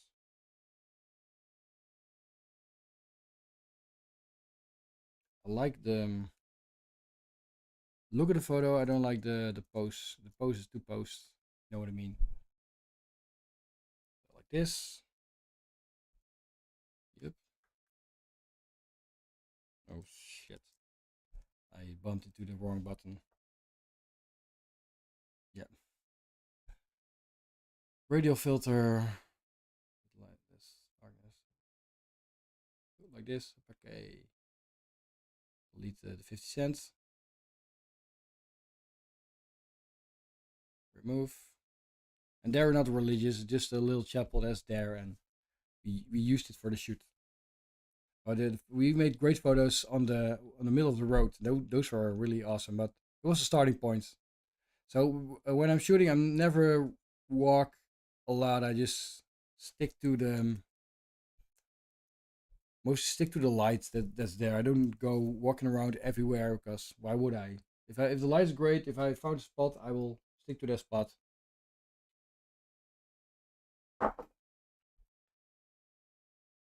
Yeah. Oh, oops. Yep.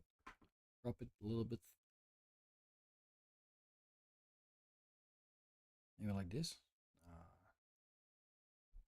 Yeah, and the 50 cents. I just hate it when there's something in the photo that I have to delete in every photo.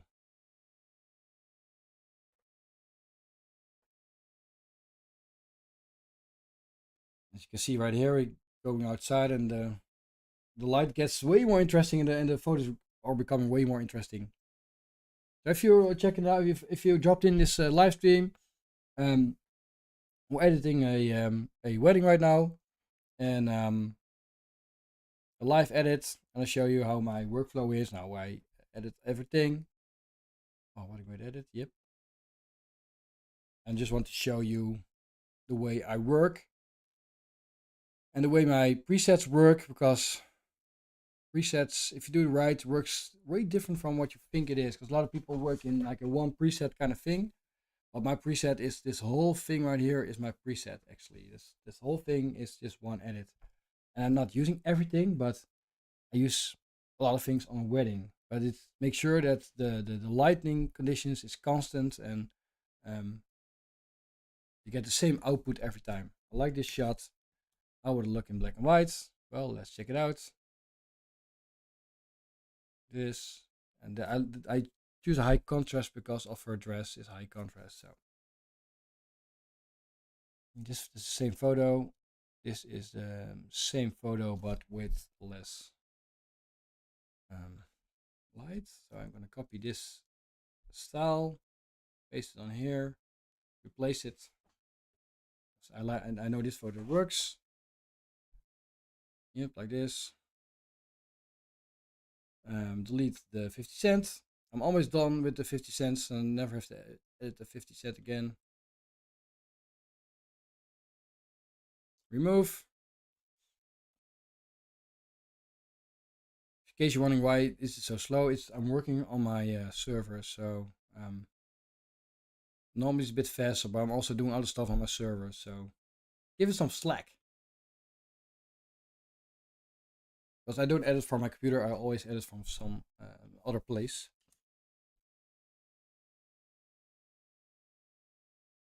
she is. Like contrast. Yes. Already. Yeah, this is the same photo that we already shot. But it's a black and white version, so we could, or so the portrait version. Do I like this? No.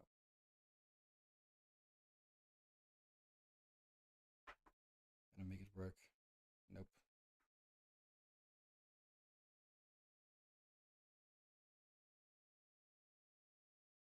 Nope. I don't like this one. Yeah, like her in this photo.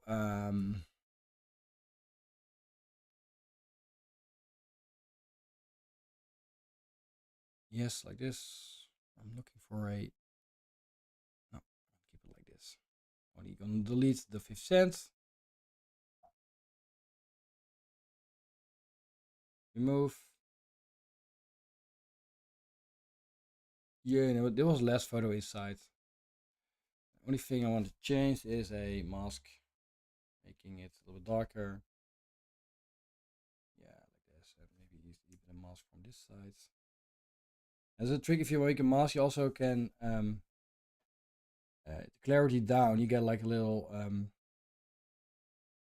like it's fading from sharpness, which could look really cool like this. And put the clarity down, make the texture a little bit more soft.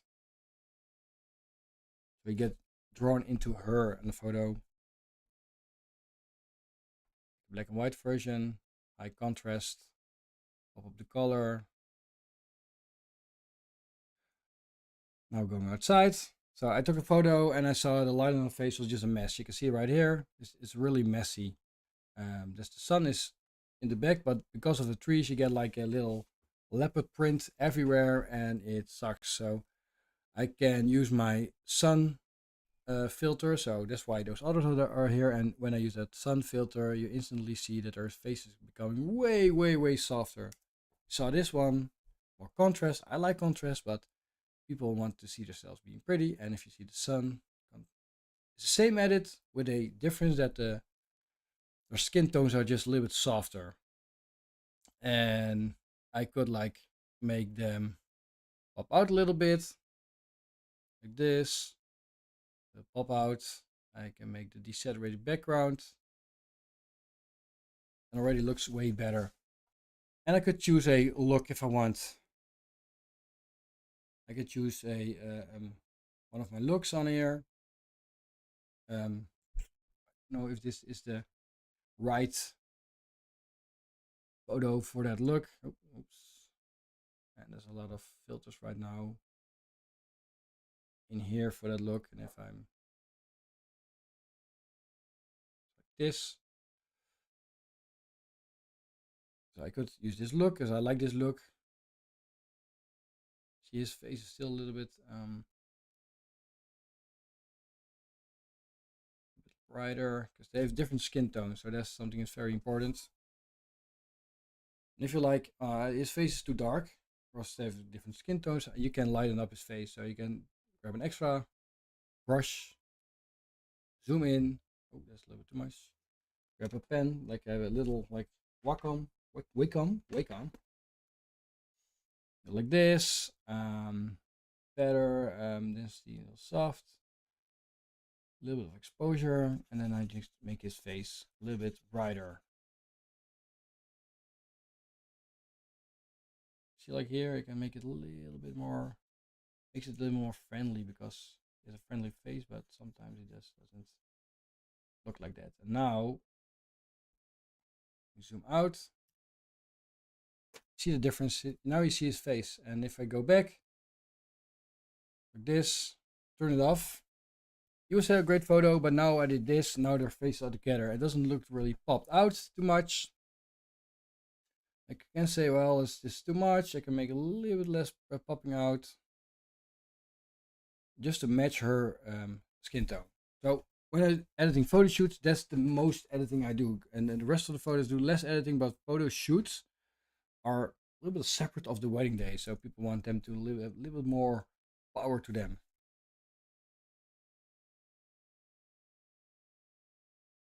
So She was helping.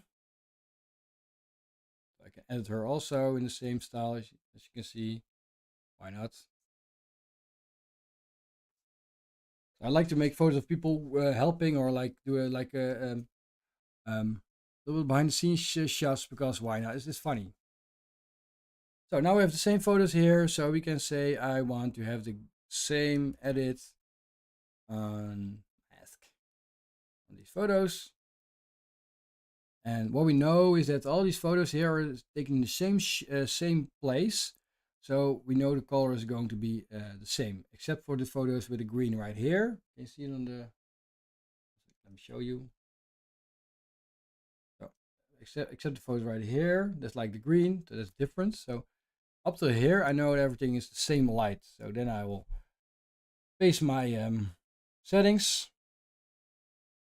I always, when I paste a lot of presets, I check is the light the same. If I got the same light condition, I will do the same preset.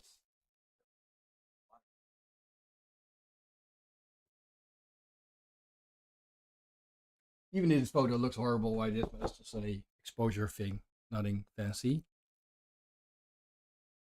So I never add my preset on all the photos. The only thing when I import all the photos, in case you didn't watch from the beginning, I only add my basic edit on all the photos, and from there I go on.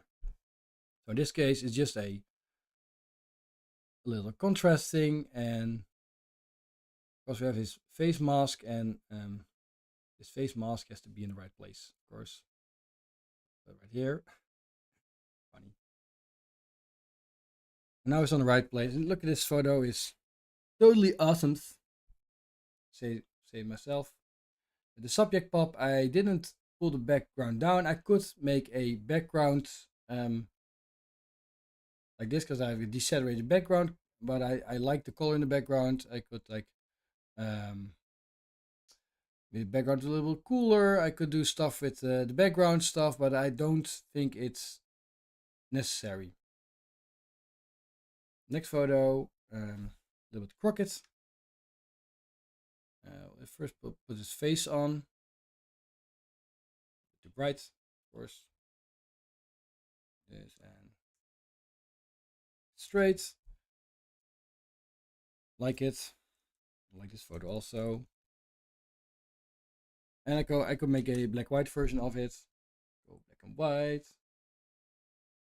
But I think these photos they don't need to be black and white. Again, here. Of course we made his face, so we have to make sure his face is still on. I could do this also with a mask, a face recognition mask, but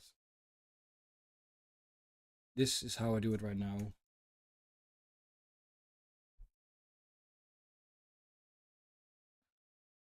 There are many ways to edit stuff, but sometimes I still do the old school things.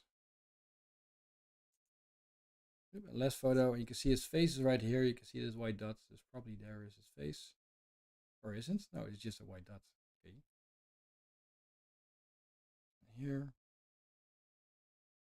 and it makes all the difference. Like it also again.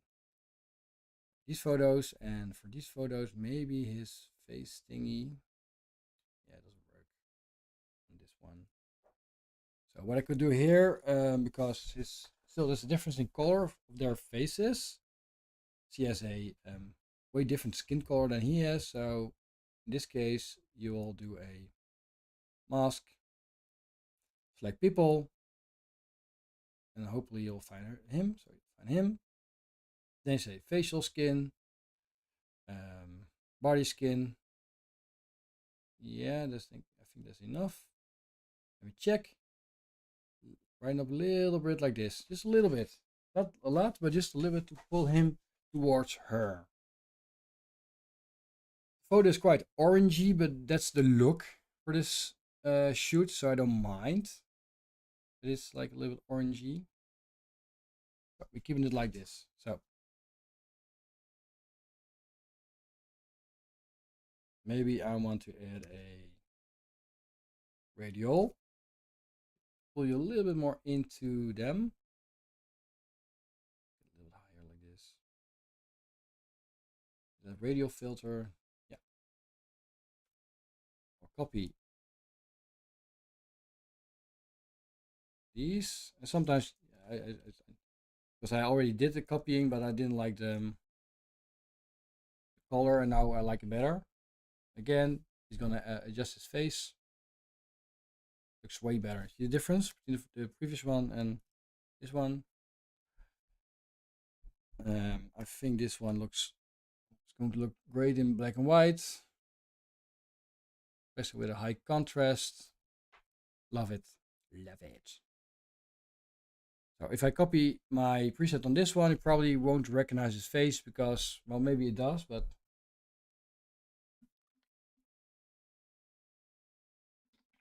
no, check if it works. Oh, it is. Oh man, it's getting better. I like these kind of shots. It's just laughing, having fun. Don't be too serious. These photos are worth something. Again here. And what I like about these photos, and let me know in the comment, but I think you instantly see what kind of people these are, like how fun these people look and how joyous those people are. And if you can see that on a I said in the photo, then I have my goal reached. And now you see there's a problem with the face mask. It selected her, but she isn't the one that should be selected on this photo. So delete it.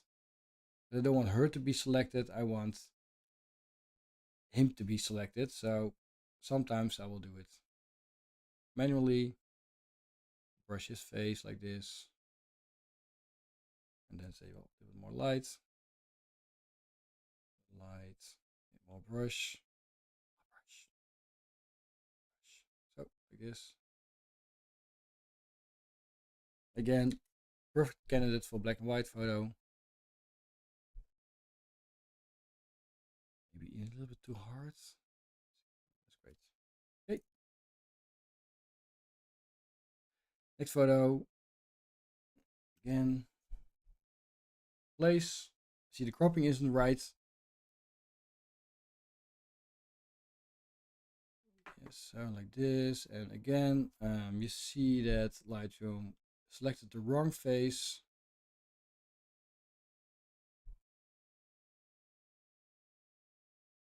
Like this. I'll keep this one. Place. So if you're watching this video, because I don't know if people are watching, let me know in the chat or in the comments. Oh,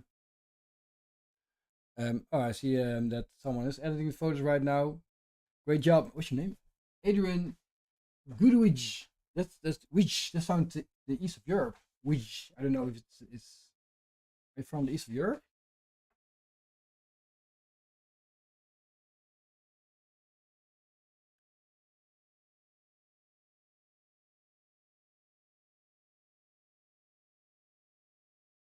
Great job, Adrian. Where are you from, Adrian?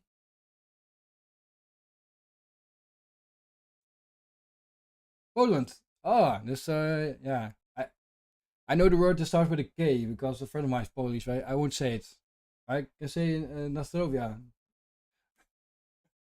You can see it because wait. Like this. First time using OBS. Nastrovia. That's what they say in Polish, am I right? Yep, it's great. Oh man, this is photo. This is going to be a black and white photo.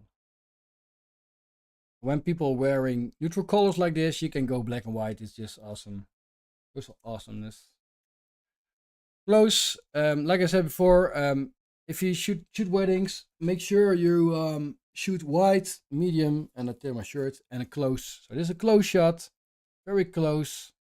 Medium shots, this like there's a medium, and a wide shot. This.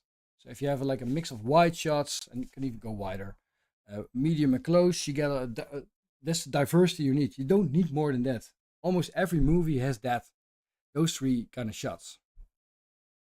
This photo, there's a problem because if I go down in light, you'll see that this is way more bright than that. And why is that? Let me check. Is there like a thing going on right here? Is there a mask doing something strange? Yes, the mask is doing something strange. And so to solve this, what we do is like we brighten up the photo. So I like their skin tones. I'll grab a linear gradient mask. That's like the letter M on your keyboard. Pull it up and make it a little less right. That way you get the right, how do you say it, the exposure for your photo. If you don't know how to expose your photo and you're like, I find it very difficult which part I need to expose. It's very simple. What do you want people to see in your photo? So if you want to see their noses against each other, or do you want to see the ring, close your eyes a little bit and just watch through your lashes like this. And the first thing you see in the photo is probably the thing that is the brightest.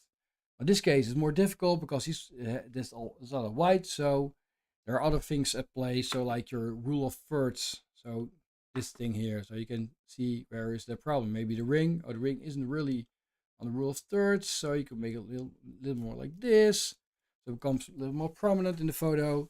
So, but it always starts with the contrast and the exposure of your photo.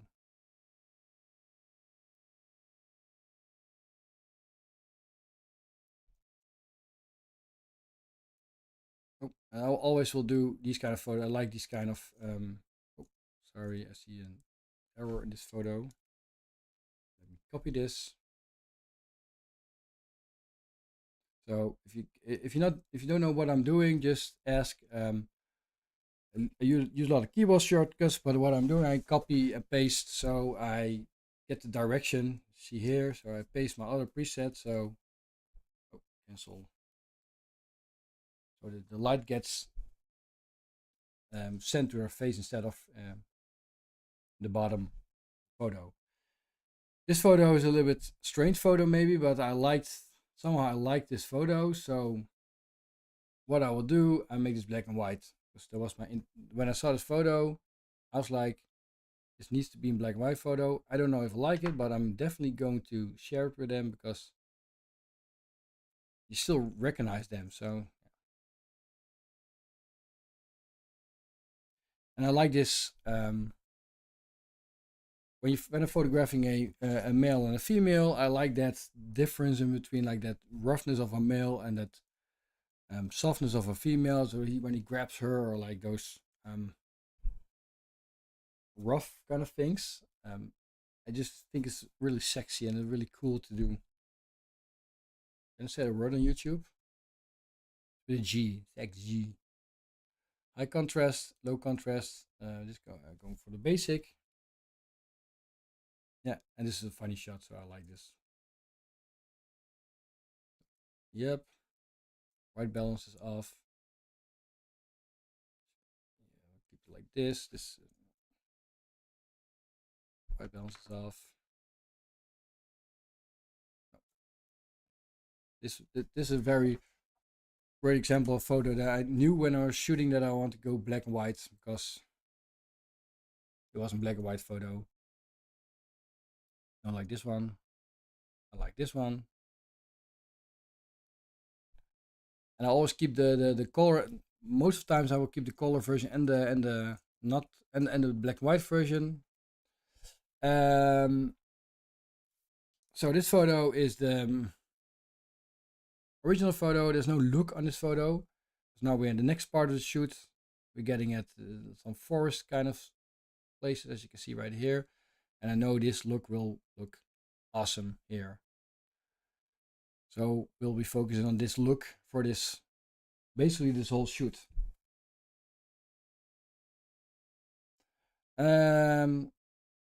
Normally I just copy my preset, so I grab the first one, copy it, go to the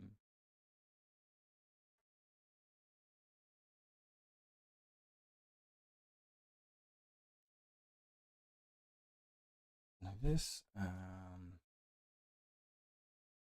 But it looks horrible, of course, because it's a different light setting. So I have to like crank up the light, and I have my mask still here. So I'm gonna delete this mask.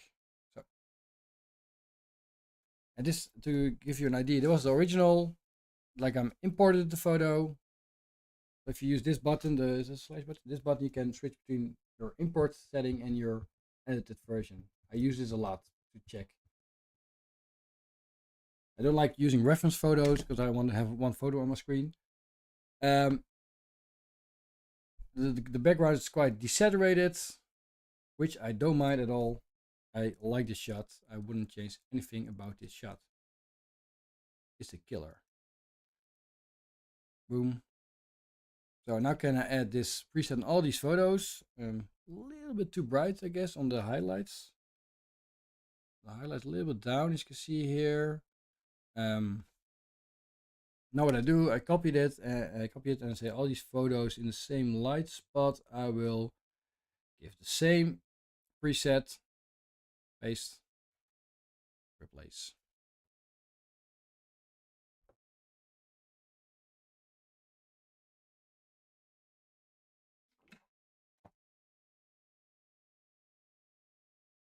Or Adrian, Adrian, are you also editing or are you only watching? Because you said you're editing photos right now, but are you editing and watching at the same time?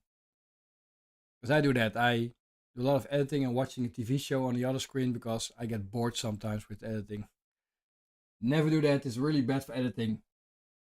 But I do it. Right. I like shot. Yeah, only like a little bit disbalance in the crop. This better. This photo is gonna work in black and white, I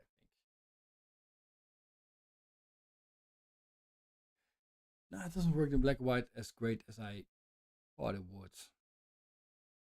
But I like this one. Yeah, this lights. Yeah, editing. Great job, man. Yeah, you're watching YouTube videos and editing. Yeah, that's what I do. And they say men can do two things at the same time. We can edit photos and we can. And Adrian is you're doing three things because you're watching me working here, you're working yourself, you're learning. Great job, man. Um, this I like this photo because it's a um shape. The photo is just a shape, like it's not about the content, it's about the whole shape. Maybe you're gonna go if you go higher in the contrast like this, and the highlight a little bit down. Interesting shot for sure. Yep, the nose bite. Don't know what people have to do. Can do is just bite each other's nose. Yep, big kiss, a big kiss. Oh, and I see a car in the background. I have to edit that out. Almost forgot. Yeah, there was like the car of the person helping us. He had a white Nissan, and that white Nissan was in a lot of shots. So it has to go out. Hmm. Yeah, like it's a really annoying place where it is. She really can be in the shot because it's annoying. Let me do it right here. So this is like you probably didn't see it, but I saw it. So sometimes I will focus more on the light because the light from this place, this angle is best. So I was like, okay, the car is there. We're not gonna move the car. Just keep on shooting, and I will edit it out later on. But ideally, I don't want to edit it out. I want to do it the correct way. But sometimes it is what it is. And now I have a shot without the car. Well, it's still a little bit wide, but you don't see it. This photo is easier because now it's not on her throat. Again, say bye bye to the Nissan. Remove the Nissan.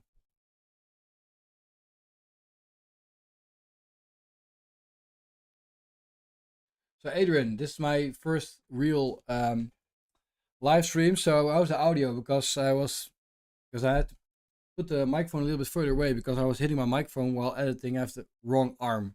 So I hope the audio is great, or else I have to shout a little bit harder. Oh, remove.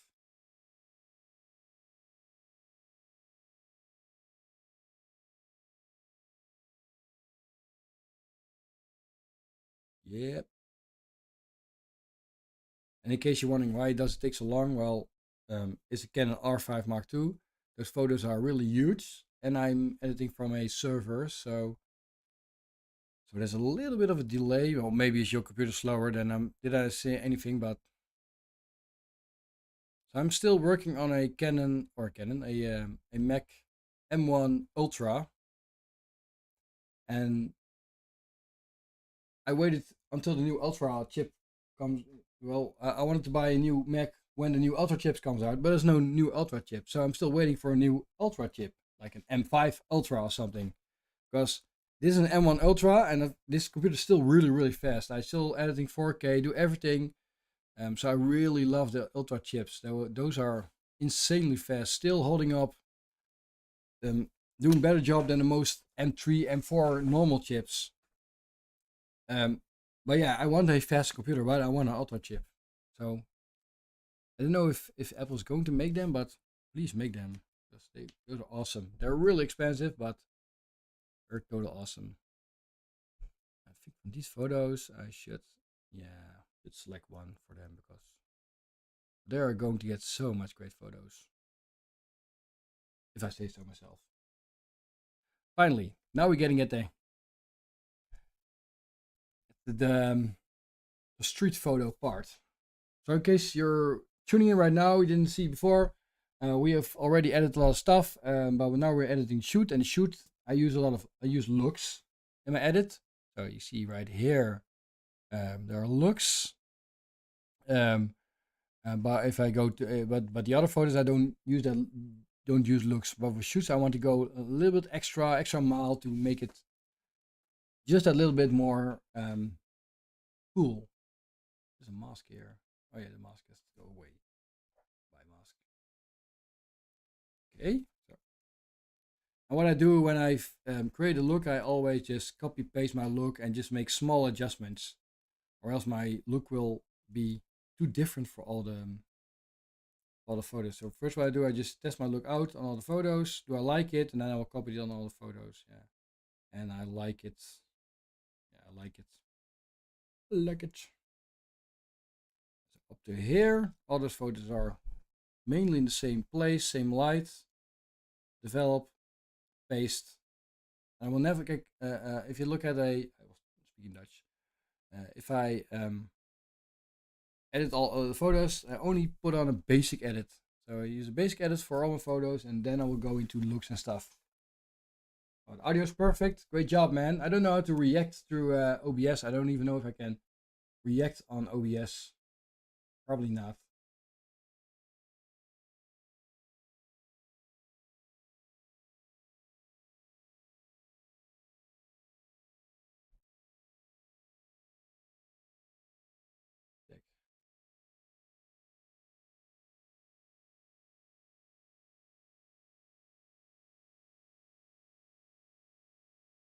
That's to figure out how I can do the chat, react to the chat through OBS, or maybe I have to do it through YouTube. I don't know, man. And I'm filming through my iPhone actually, so I'm a hybrid starver. I do a lot of hybrid stuff, and for my YouTube videos I use iPhones 16, 17 Pros just to film everything, because those cameras have such a great capabilities for filming. That's just awesome. And don't have to use my Canon for that. Yeah, great. I wouldn't change a thing about this. So it's summer, so you could argue, well, it looks like autumn, and it is summer. You shot this wedding a couple of days ago. FU summer. I don't like summer forest. I like autumn forest. I like fall or a forest. Those are the most prettiest places. So if I would go into my color mixer, I could say, well, Like there's a lot of desaturation in those forests. I want to make it like a little more like vibrant, like this, because this is actually the color um, right now. It's very lush outside.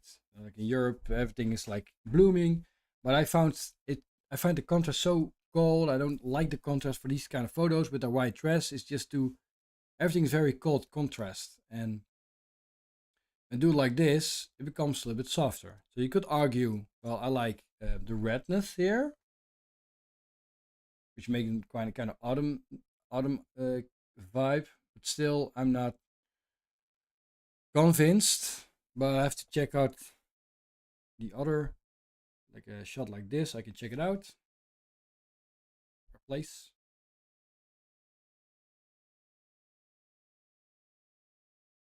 Yeah. Um, so I like this better. This is like a style choice. So do you like a lot of bright colors, then you like this. But I think it's distracting because so the trick I told you earlier, if you just tuned in, there's a trick. You want to know what part of your photo, if your photo is correct, or like the way you want it, because um, I always say, um, how do you say? I forgot what I want to say. Um, yeah, what I want to say is like your photo has to speak for itself. If you have to tell what a photo is about, I don't think your photo is communicating what you want to say. So the way to communicate is, besides for photography, is the editing, and the trick is when you're watching a photo and you close your eyes and just do like this, I will see instantly that this part of the photo is lights up like a Christmas tree. So this part is the thing I get drawn to. Even though they are white and they're in the foreground, my eyes, if I close them, this part is the part I really looking at.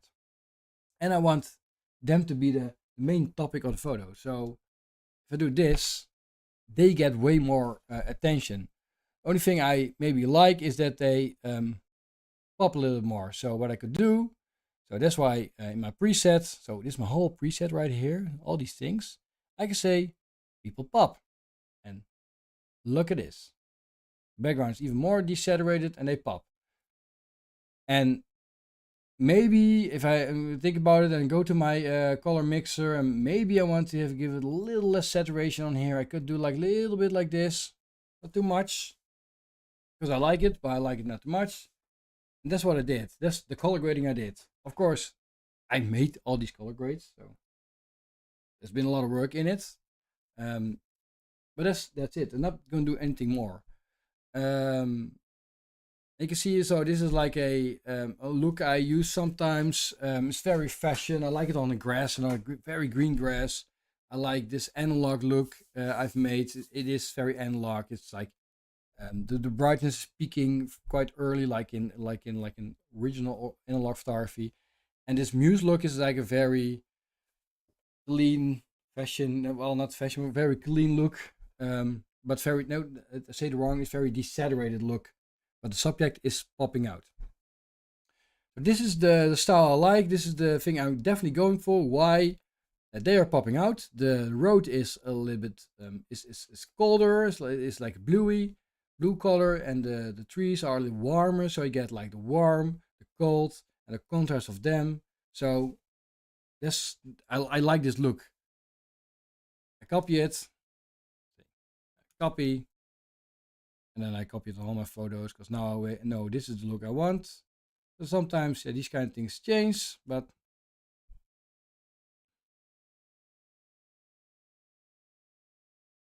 paste, I'll replace.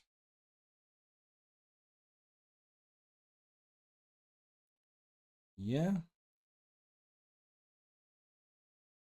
So now we have to wait that for it to, to load. And in 1 sec, I'm gonna grab something to drink. I'll be back in 2 minutes.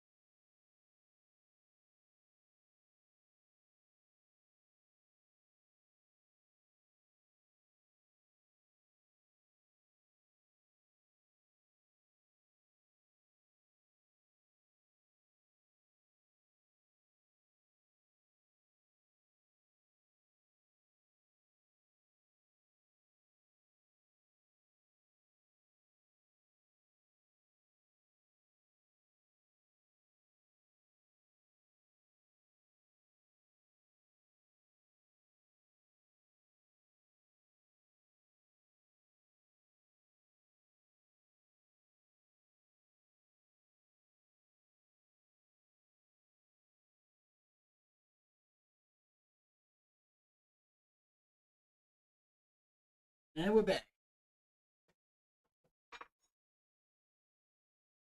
So, like this. Go back here. Hello. I needed to grab a banana. How do people do that with long live streams? And like with going to the toilet and eating. Hey, there's someone from India. Hey bro, I'm from India. I'm new in this field. Your streams really inspire me as a beginner. What should I focus on first, and what mistakes should I avoid? The only mistake you have, no, you have to make mistakes. Don't avoid mistakes, make mistakes. This sounds very counterintuitive, but the only way to get better, I ran. That's why I'm doing like this. The only way to get better is to make mistakes and learn from them. So if you're not willing to make mistakes, you're not willing to grow. When you were a little boy or girl, you call me bro, so I guess you're a guy. When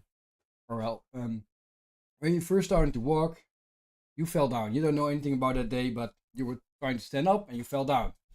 Try to stand up, you walked a little bit further and you fell down. That's what you do. Your whole life is standing up, walking a little bit, fall down until you don't fall down again. And that's what photography is. Make mistakes. The only way to learn is by making those mistakes. And I made a lot of mistakes. And keeping it simple. If you use a camera, use a prime lens. Don't go zoom lenses. Prime lens. Buy a 35 and a 50 millimeter. Two cameras or like that's the only thing you need. You don't need a lot of lenses. You don't need a lot of stuff. You need to learn to look, to learn to see what you want to photograph.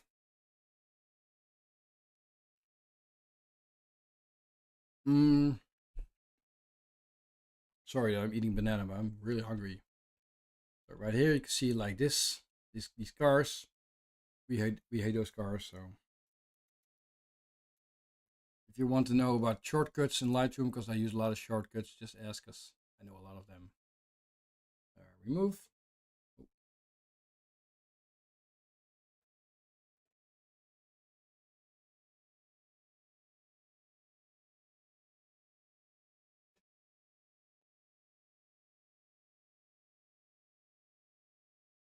Sorry, I'm eating on stream. It's very ASML. But yeah, boy, gotta eat.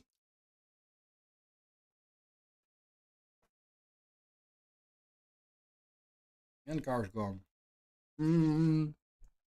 So first time we did this photo, it didn't really work because they didn't know how to do it, and I gave the wrong instructions. That's what I do sometimes. I think the hardest thing as a photographer to explain what's inside your head that you want couples to do. That's sometimes I'm playing around with that. Oh, yeah, sorry, I didn't read your comment, Adrian. Yeah, the iPhone 17 shoots better than the Pros. Yeah, absolutely, man. It's crazy. Yeah, this is the iPhone 17 Pro Max. When I shoot open gate with this, like it's just raw footage. This the amount of data this telephone is producing is just crazy.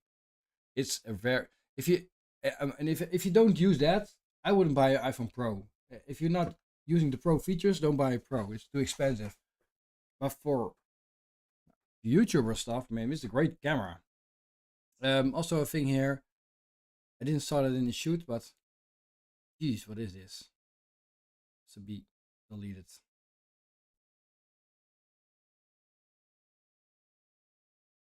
What's your name? You're from India. Shuba Deep Korai. Shuba. Okay, sorry, man. I'm butchering your name. Sorry.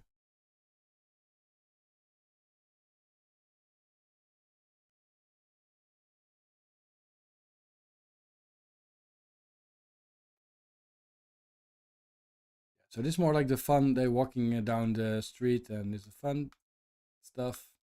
It's, what's going on here? Hmm. Oh, my computer's just slow. Like this. This is fun shots. I don't like this. This not. I don't like this one, and it's the annoying one to edit. Like this one better. Yeah. So level off center. Make it a little bit on center. Zoom. Oh, sorry. Clone this out. Oh, you used to. It was possible to shoot photos on streets because it wasn't that busy, but it's getting busier every year everywhere, so it becomes very difficult to shoot on streets because I like to shoot on streets.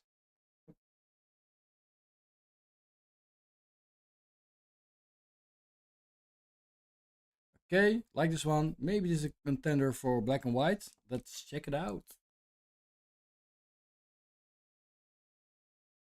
High contrast would be interesting. Not sure, but keep it anyway. Same here.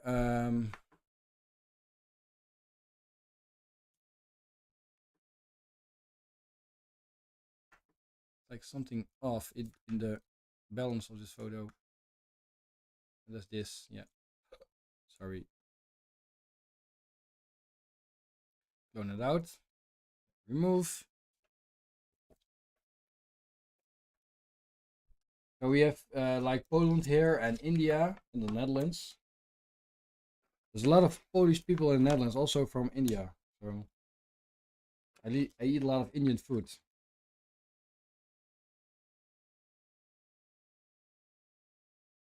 Yeah, I like this shot. Would this be great in black and white? I think so. High contrast. Definitely. Again, this was like they did a dip, but they did it the wrong way because I forgot to tell them that they have to do the dip my way. And then they did the dip right, but we were standing in the wrong place, or I was standing in the wrong place.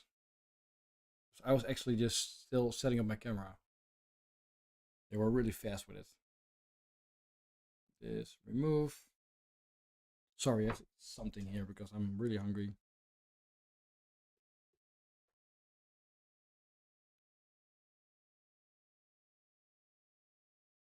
Yep.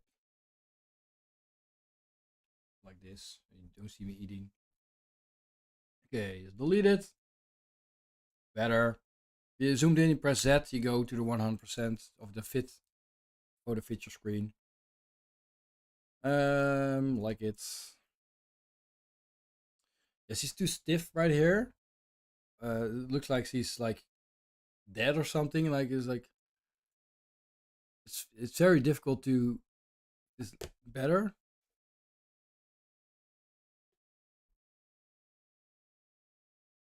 You have to delete these things. So I'm the guy that normally works for a shoot. I just clean this up for shooting because I hate photoshopping this stuff out.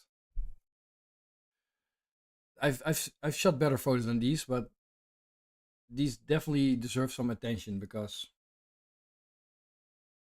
sometimes you don't know what the best photo is until you're exporting all your photos. You have to see it a couple of times.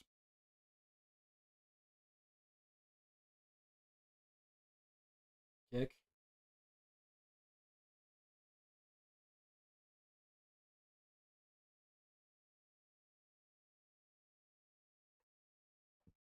Yeah. Gone. Oh, what do you think of the? What do you guys think of the preset I built for this photo? You like it? Because I'm curious if you guys like the preset. This look of this photo.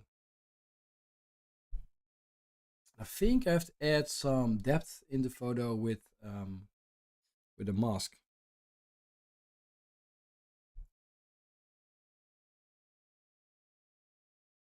Shouldn't overdo it, but if you look at here, this the thing I told you about looking through your lashes to see what the part of the photo is that's um, really sticking out. I think this is a great example because this stripe right here is just very in your face. So I'm gonna check if I'm going can make it a little bit less and even a little bit clarity, like this. I think it's better. Yeah, it makes it better. It's a little bit crooked. Yeah, it's better.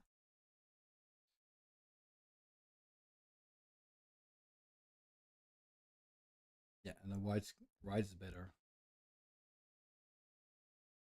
Oh,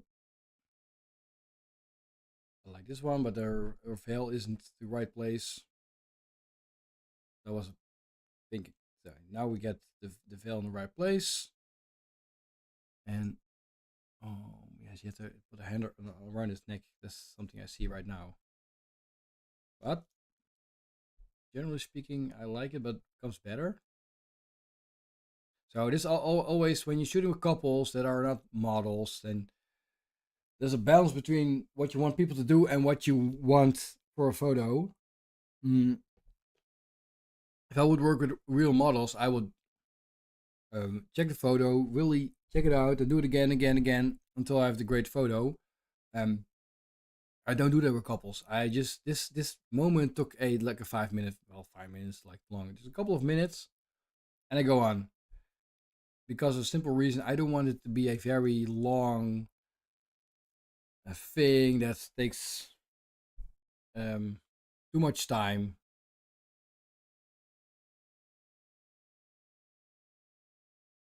Sometimes photographers get stuck in do want to do too much, and I think you have to really be careful for that because these shoot photos are great, but actually I always think these shoot photos are way more for yourself than for the couple because the couple likes them, but I like the other photos better because they are really the content of the photo is way more important.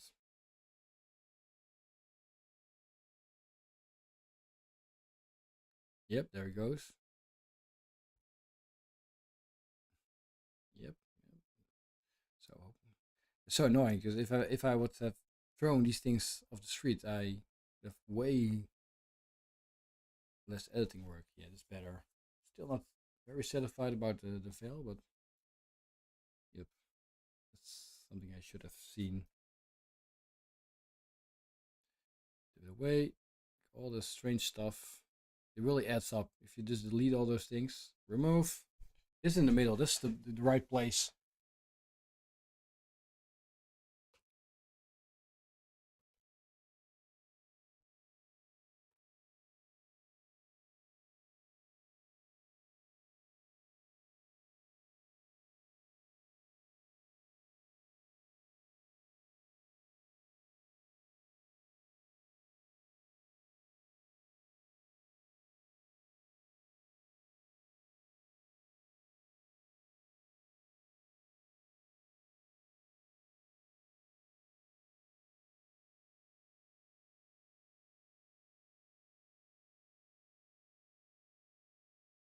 Yeah,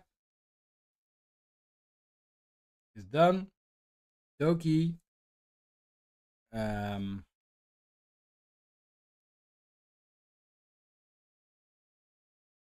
Again, it was different between those photos. Same photo. Yeah, then I'm gonna then just keep. I like this better. This is a better photo. Her lips together. Again, if to delete something, next time I have to watch. So actually, we were having dinner and we because I always eat with the wedding guests and stuff, and we had to go really fast for the shoot, so I wasn't really prepared. So I was a little bit in my head was a little bit of a rush. Therefore, I didn't saw things like this, which annoys me because normally I see everything. Oh, great, man! You're learning, yeah. But thanks for telling me that you're learning so much because that's the whole thing about these live streams. So you can learn a lot. It's a long live stream, so it's like tuning in and picking stuff up. Best thing is to watch the whole live stream because yeah, that ensures me to do it more because it's a lot of work. Thanks, man. Thanks, much appreciated. Yeah, need the shots just like a killer shot. Hmm. Yeah, well. Oh yeah, baby. Okay, you see the lights of the car in the back? They weren't that prominent with the previous in the color version, but in the black and white version, you can see the light of the car. That's the difference between black and white. Black and white really shows contrast, really shows what's wrong in a shot. So way better. Just a little couple of pixels that are just doing so much to mess up your photo. And these details make the difference between a very high-end look of your photos and a not that high-end look. It's not about the it's about those little things. Like this, oh yeah, this kiss. Okay, like this one too. Delete, delete, delete. And this thing here. Remove. And this photo will definitely look awesome in black and white. I'm 100% sure. If I would have changed one thing in this photo, it's definitely her right arm. It's not here. That's really stupid of me because when she holds him, like, she got two arms. Now I can only see one arm. Um, I messed that up. But if the couple sees this photo, then they're not like, oh, he messed something up. Definitely not. That's what I think. All right. It's going to be killer one. Watch this. Watch this. Watch this. Boom. This black and white high contrast filter I made is just like is total awesomeness. Yeah. Wouldn't change a thing. Great.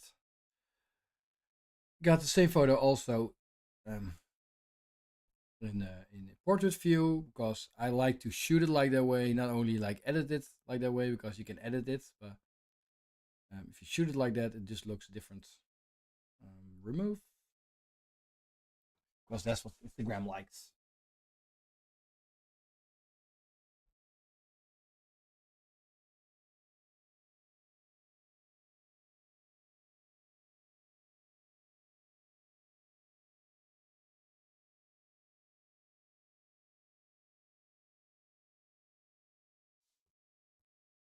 Okay, come on, man, be faster.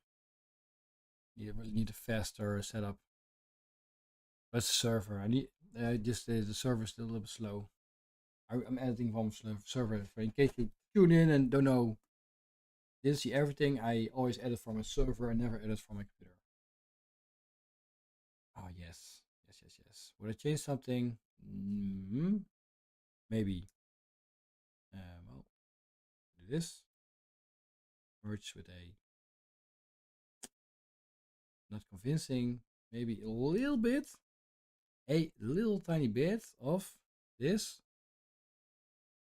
and then like straight. That would be great. Yeah.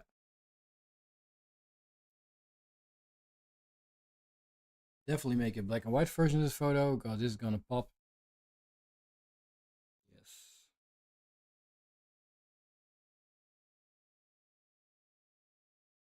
Well, doesn't pop like that one. That's strange. What happened?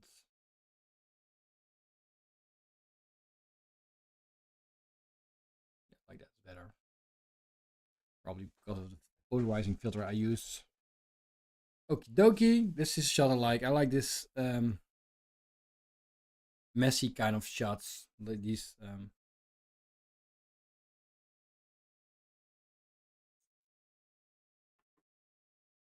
do you call them? Like what's the name for it? Like the I forgot the name of the shots. Spontaneous shots. I like it.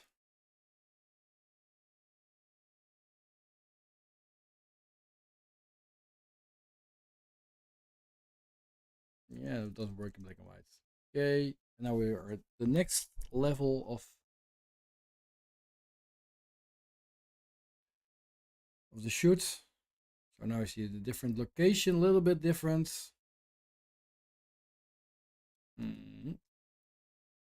Paste. Every time I edit per section that I change my camera angle.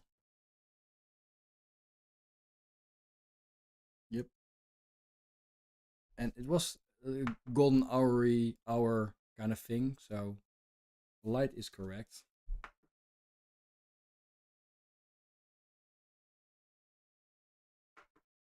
White balance was a little bit off.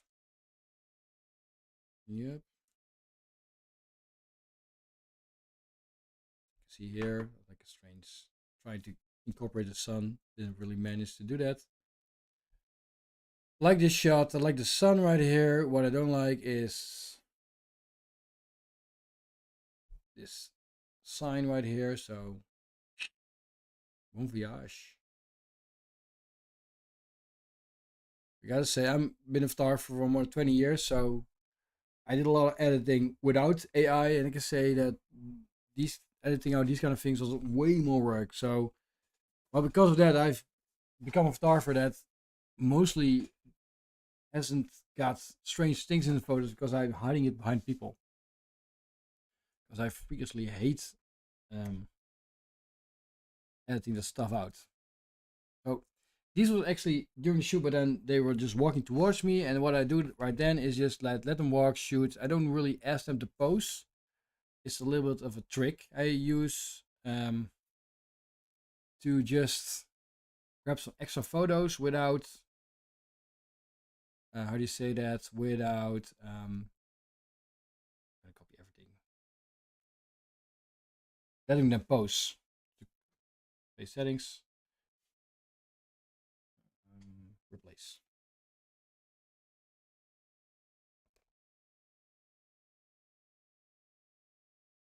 Because this photo, when they're walking, is like this is no. This is not a pose photo. It doesn't feel pose, but it's still an interesting shot. A little bit of movement because I shot. Because I was walking myself. That's why it moved. And oh, sorry, still loading. See right here. In case you wonder where I am, here I am. Hey, I was eating my quark, which there's no English word for quark, actually. So now it's like doing all the photos. So she's adding all of the masks, all the layers for me because now I have a general good idea of what photos do. So I know how to adjust them. And this is the biggest peak. Once I've edited these photos, it becomes way easier because yeah, these are the shoot photos. So again, these photos in black and white always work great. Yeah, yeah, I was thinking that. Is it like this? Yeah, I like this one. So when someone looks into the camera, you're communicating with that person on the photo. That's funny. It actually looks pretty great. So always be aware that you're communicating with someone in the photo when someone watches into the camera. Mm. Oh shit! That was my party shot photos. So this is a copy. Make it black and white. I have two black and white types. There's a contrast, high contrast one, and the basic contrast. Because we're in a forest, then the background is a lot of leaves. I tend to use the basic one because leaves create a lot of contrast, which I don't like in black and white. Well, then the subject gets distracted. So I'll use the basic version like this. I like this one. Like this one. Yeah, they're working. So this feels posed, and while they're not posing, but it still feels posed.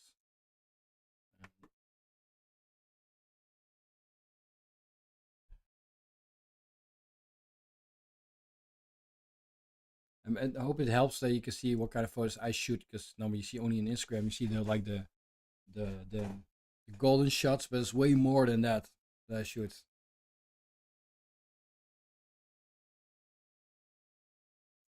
Way more photos. Okay. Here we were standing between the plants because I they liked those plants, and I was like, okay, yeah, I want to stand there. Um, want to have the sun coming from the back right here, light them up. Um, right now I have that filter, like the subject pop I have on, and the background dark. Turn off. You see the difference? This is the background normal, background dark. Really needs this. Um, now I was looking for the right photo that really works in the setting, because I made a lot of photos. I'm not convinced from this photo. I'm just gonna delete that sign because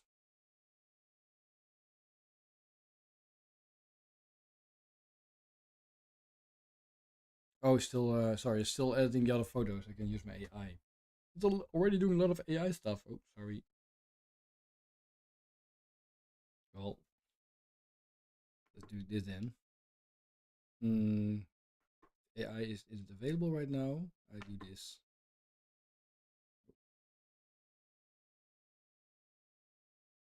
Now it's gone. Oh, jeez.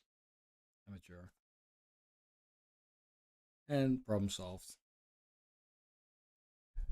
I don't know. There's something not working in this photo, but it's the sorry, the background. The pop. So they need to pop. It's not the shadow. Exposure. I think you still have to get used to the.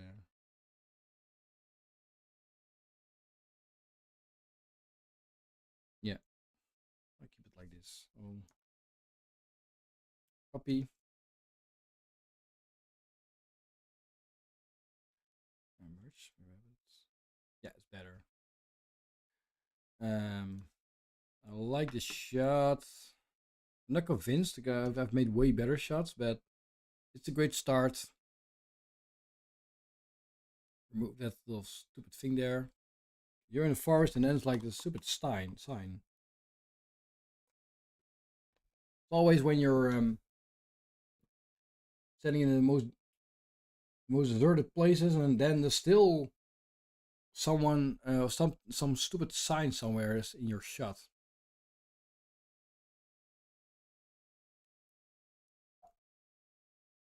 Brighter. I don't like this one. I like this one.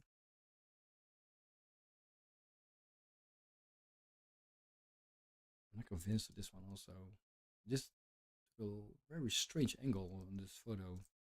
I know why, because I was shooting with one hand. That's the problem.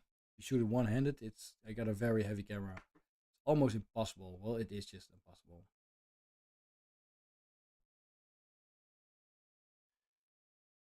Want to know how to change your photo from landscape to portrait? Just press X, and you will have a change.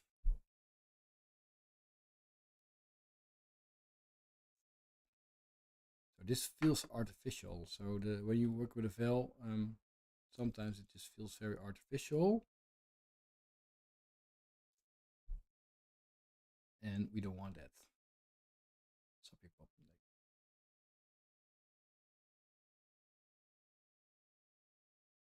this. It's better. Copy. This definitely doesn't work in black and white. Oh, black and white shot. This is the forest. Turn the photo around.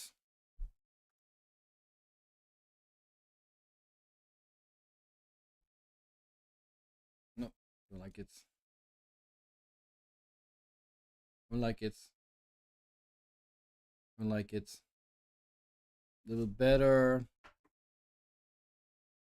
Still not convinced because someone else held the veil, and I'm actually a little bit against people holding the veil because it's you can see it on the photo. You can taste that someone is holding this fabric right here, and it doesn't feel real. But that's the thing with my camera. It's so heavy that I used to just do it myself, but my camera weighs almost 5 kilograms and it's so heavy that you not really can use a stable way to shoot.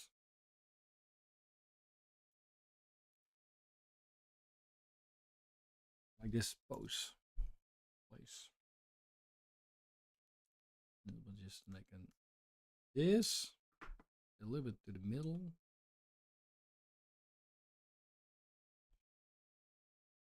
Yeah, it's better. Like it. Delete. So annoying. In this edit, I have a lot of photos that delete some little thing out of the photo. Normally, you just can go boom like this, and now this edit is like every photo series. There's like a sign or this. And you can say, well, why don't you go a camera a different way? But the problem is, here's the sun, and the sun's creating a light between them, and that's what I'm focused myself on the light. But this forest wasn't kind to me. Really want to check out if it works with the basic black and white, because that would be great. It works. This is the same photo, so every photo does the same. I'm not gonna spend a lot of time on because it just is the same. Yep, and here, like it. Yeah, and here it's becoming interesting because now the field does something that it should do. That's what I told her. Like maybe you can pull really in front of my camera, in front of my lens, because when you pull it in front of me, it feels real, way more real. There's a problem with when shooting. I don't want I want it to feel real, and I don't want it to feel too artificial. So now this is all in camera. This is like this is the original shot. This in camera happening, and yeah, great. Great, great, great.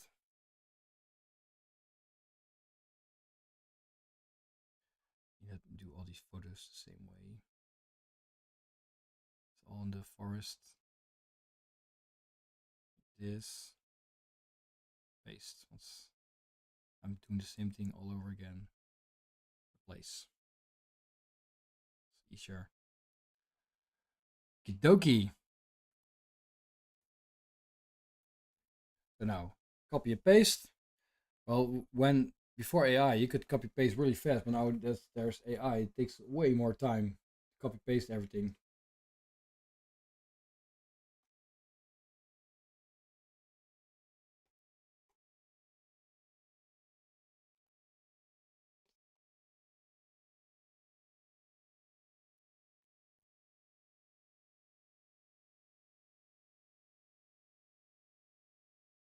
Yes, almost done. Yeah, I like this shot. Then for the basic.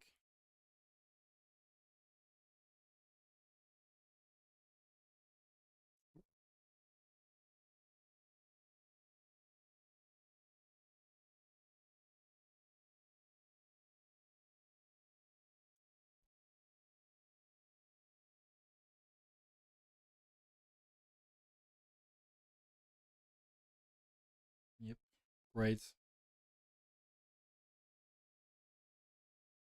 Oh, great.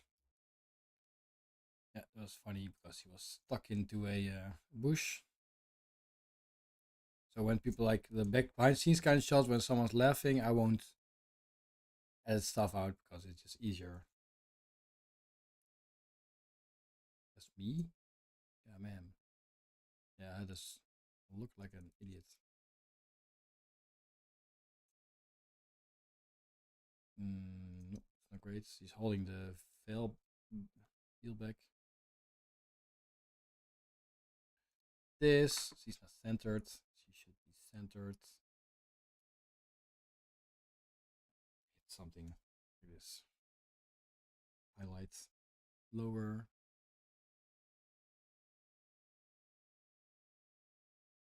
Nope. Nope.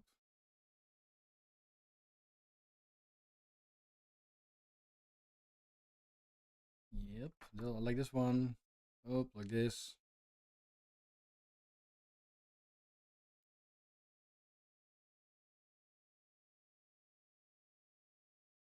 Yeah, awesomeness.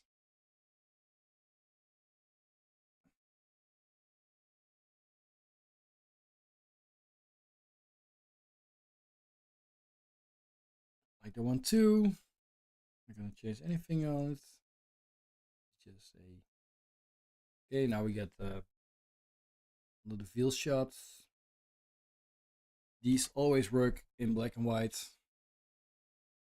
The right black and white. This black and white version, contrast. Something is off in the color here, so let me check.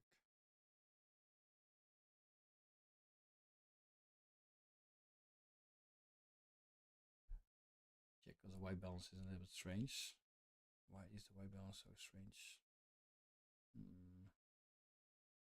This is going to be a black and white photo. This. Nope. A light. Difference in lights. Great. Great. Nope. See a sign. I hate that freaking sign over there. This. Like this. Nope. Like this. Of course, we'll see the sign over there. Like this shot. Delete the sign. Remove.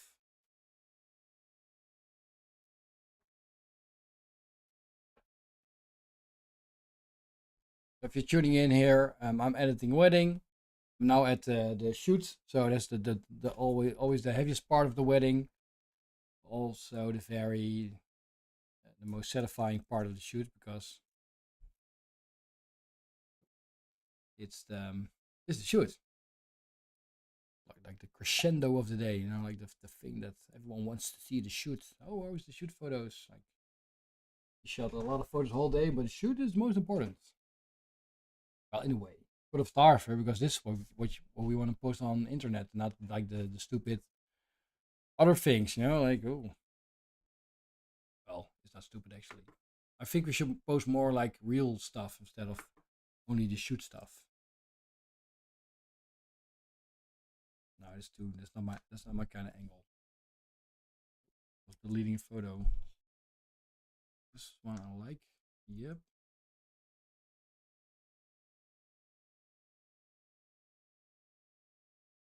There's a lot of the same stuff. It's the same. I shot a lot of photos here, so do I like this? Maybe in black and white, not in color. Definitely not. No, I like that his hair is flat. I don't like it. It's better, but as you can see, I need a rule of thirds. And a little bit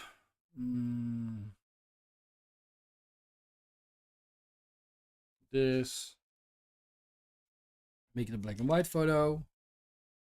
In case you're wondering, I have a button here that I can instantly make a virtual copy in Lightroom on a loop deck. It's awesome. This is what I like. That's why I like to shoot against the sun, but I like them to close our eyes a bit better. This. I want to see our hands. I want to see all the things still in the shot. Maybe black and white. Check. Oh, not a black white photo.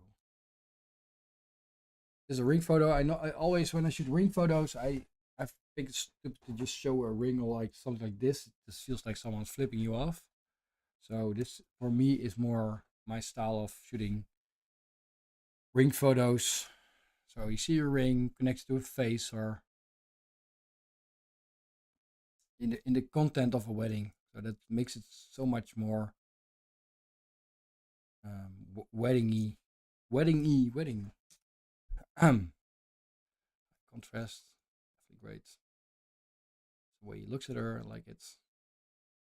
Get a lot of those shots because yeah,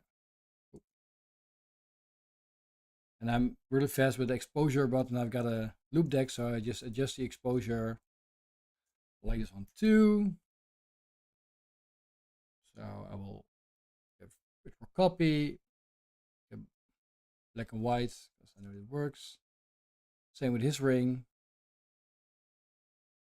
Okay, copy, high contrast. So same here. It's quite, so these are photos with looks, so they are like a little bit more powerful in the look than the normal wedding photos. So it's close-ups like those.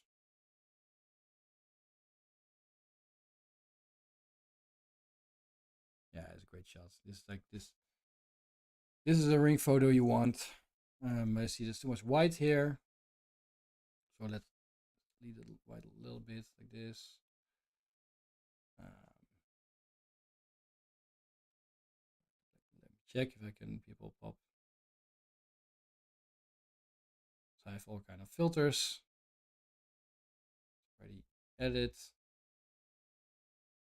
Get face retouch like this. Like this shot. So a lot of stuff I do is already is all already baked in my preset. So this is my whole preset.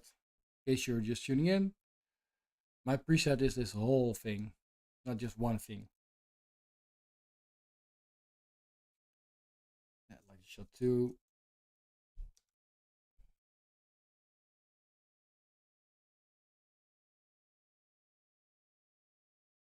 Made several of them. So these are just funny because yeah, during the shoots, standing there and she was helping with the light. Did a great job.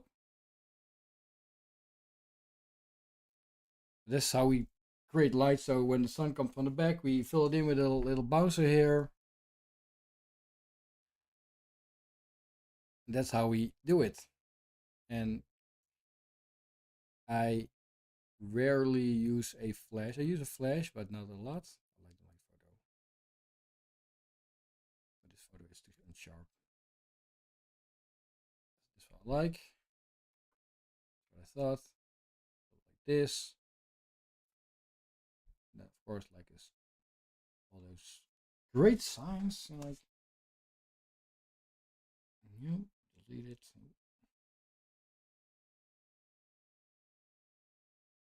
The sign over there. There. I see all kind of stuff like there, and I just remove it.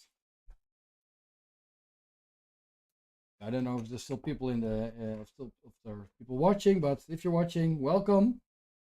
I'm editing a full wedding here and for a while right now. And now we at the shoot. That's the hardest part of editing a wedding. The most work.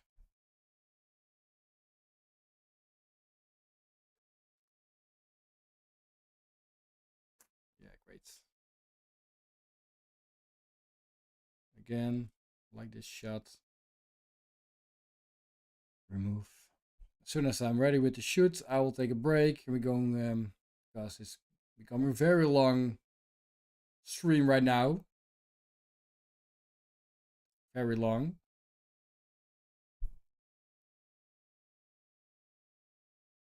But you probably don't mind.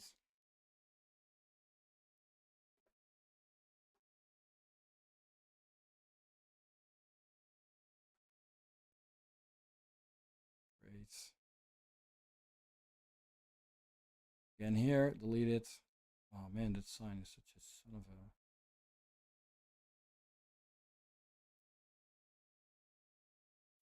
I almost want to also delete the photos because I don't want to delete. It's so much work to do it in every photo, but yeah, it has to be done.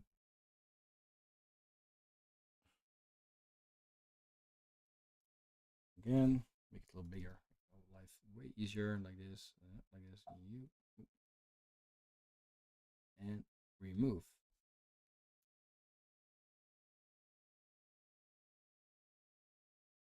Great.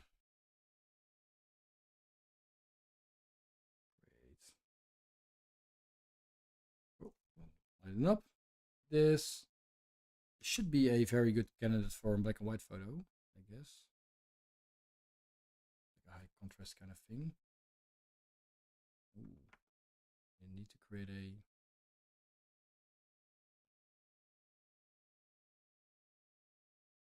this. Ah, that's the one I was looking for. I was just thinking I should have got this photo standing up, which I did. Popping out like the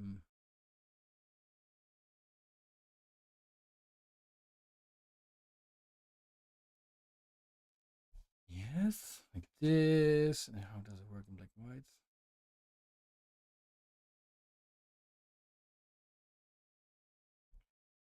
And again, great example. See his face. His face is too dark, so you have to create a face mask for him. He has a darker skin. So the facial skin, body skin.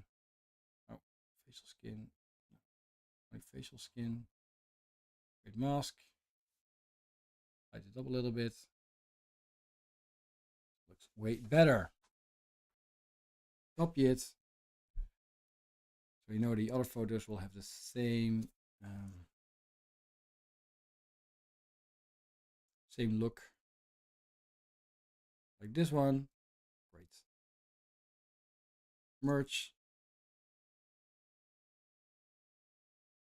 Oh.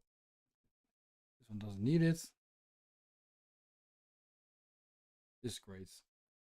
I move the camera. What an idiot I am. This one. Nope. This one's great.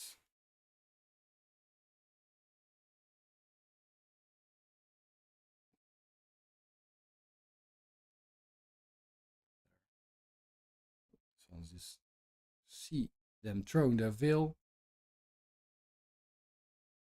Great. A little bit off center. Almost through the shoot. That's the toughest part of the edit. So this was where I in my camera something I don't know, but sometimes I'm just like, where was my camera? Maybe dehaze a little bit. Dehaze and go black and white on this one. Definitely go black and white. Yeah, so much better. It deserves a black and white. And dehaze? No.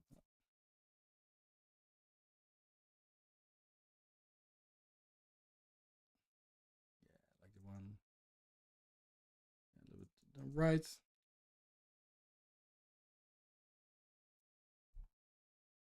There's something going on here. So some kind of filter that is. Yeah.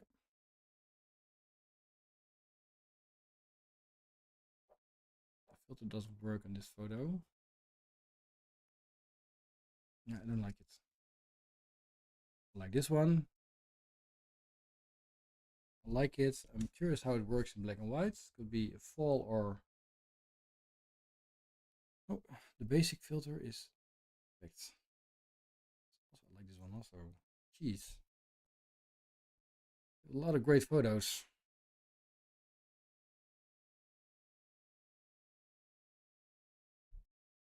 This one, no. So, yeah. Good done. But it's time for the ceremony. But I'm gonna end the stream right here because this is the first part of the of the stream. So let me just get back to you because I don't know how many people are watching.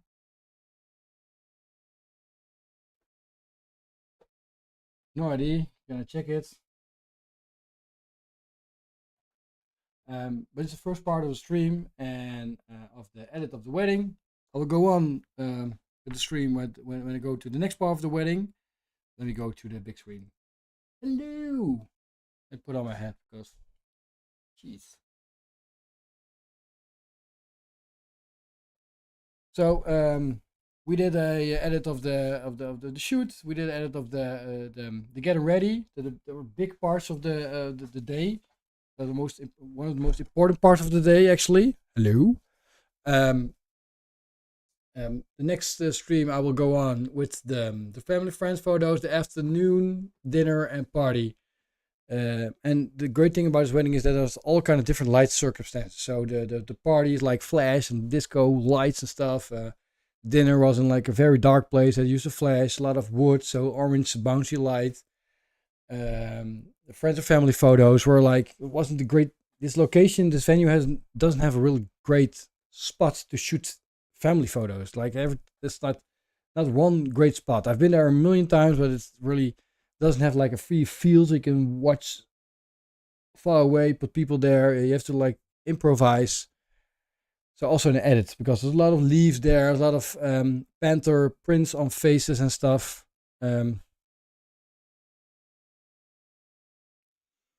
Sorry. Oh, you joined. Oh man, yeah. Well, we did a lot of big streams. Someone's entered the stream. We can watch the stream back because you can see a lot of stuff in the stream because there's a lot of valuable information, especially about because someone just tuned in about how I edit, and I have to put on my glasses and I will show you because you just came in because I'm not. Sorry, here's the screen. So to show you, we just did a shoot, full edit here. So we did like a full edit of a wedding shoot, and how we did it, and also the getting ready photos, and also how you not. A lot of people, because the thing is, because it's a long stream, yeah, but because I have to start at the beginning, so everything is very clear. So I would suggest watching it from the beginning when I end this stream because it's very interesting. Because the most part I won't do any color grading. That's the biggest thing that people do wrong. They instantly start color grading. There's instantly go to the develop module and just go like do all these kind of the black and white edits or like the let me grab a photo. Go into the color grading, in the detail, everything. But if you go into that, you make yourself really, really hard. And you don't have to make it really hard. And if I show you great example, like with the dress and stuff. Where's that example? I had a great example of the dress. No, can't see can't find the photo. But the majority of the part of the photos, like these kind of photos, there is no color grading in this photo, besides the white balance. So someone's asking, is Lightroom a photo editor? Dude, are you serious? Lightroom. Okay, I will tell you what Lightroom means. So back in the day when you had these kind of cameras,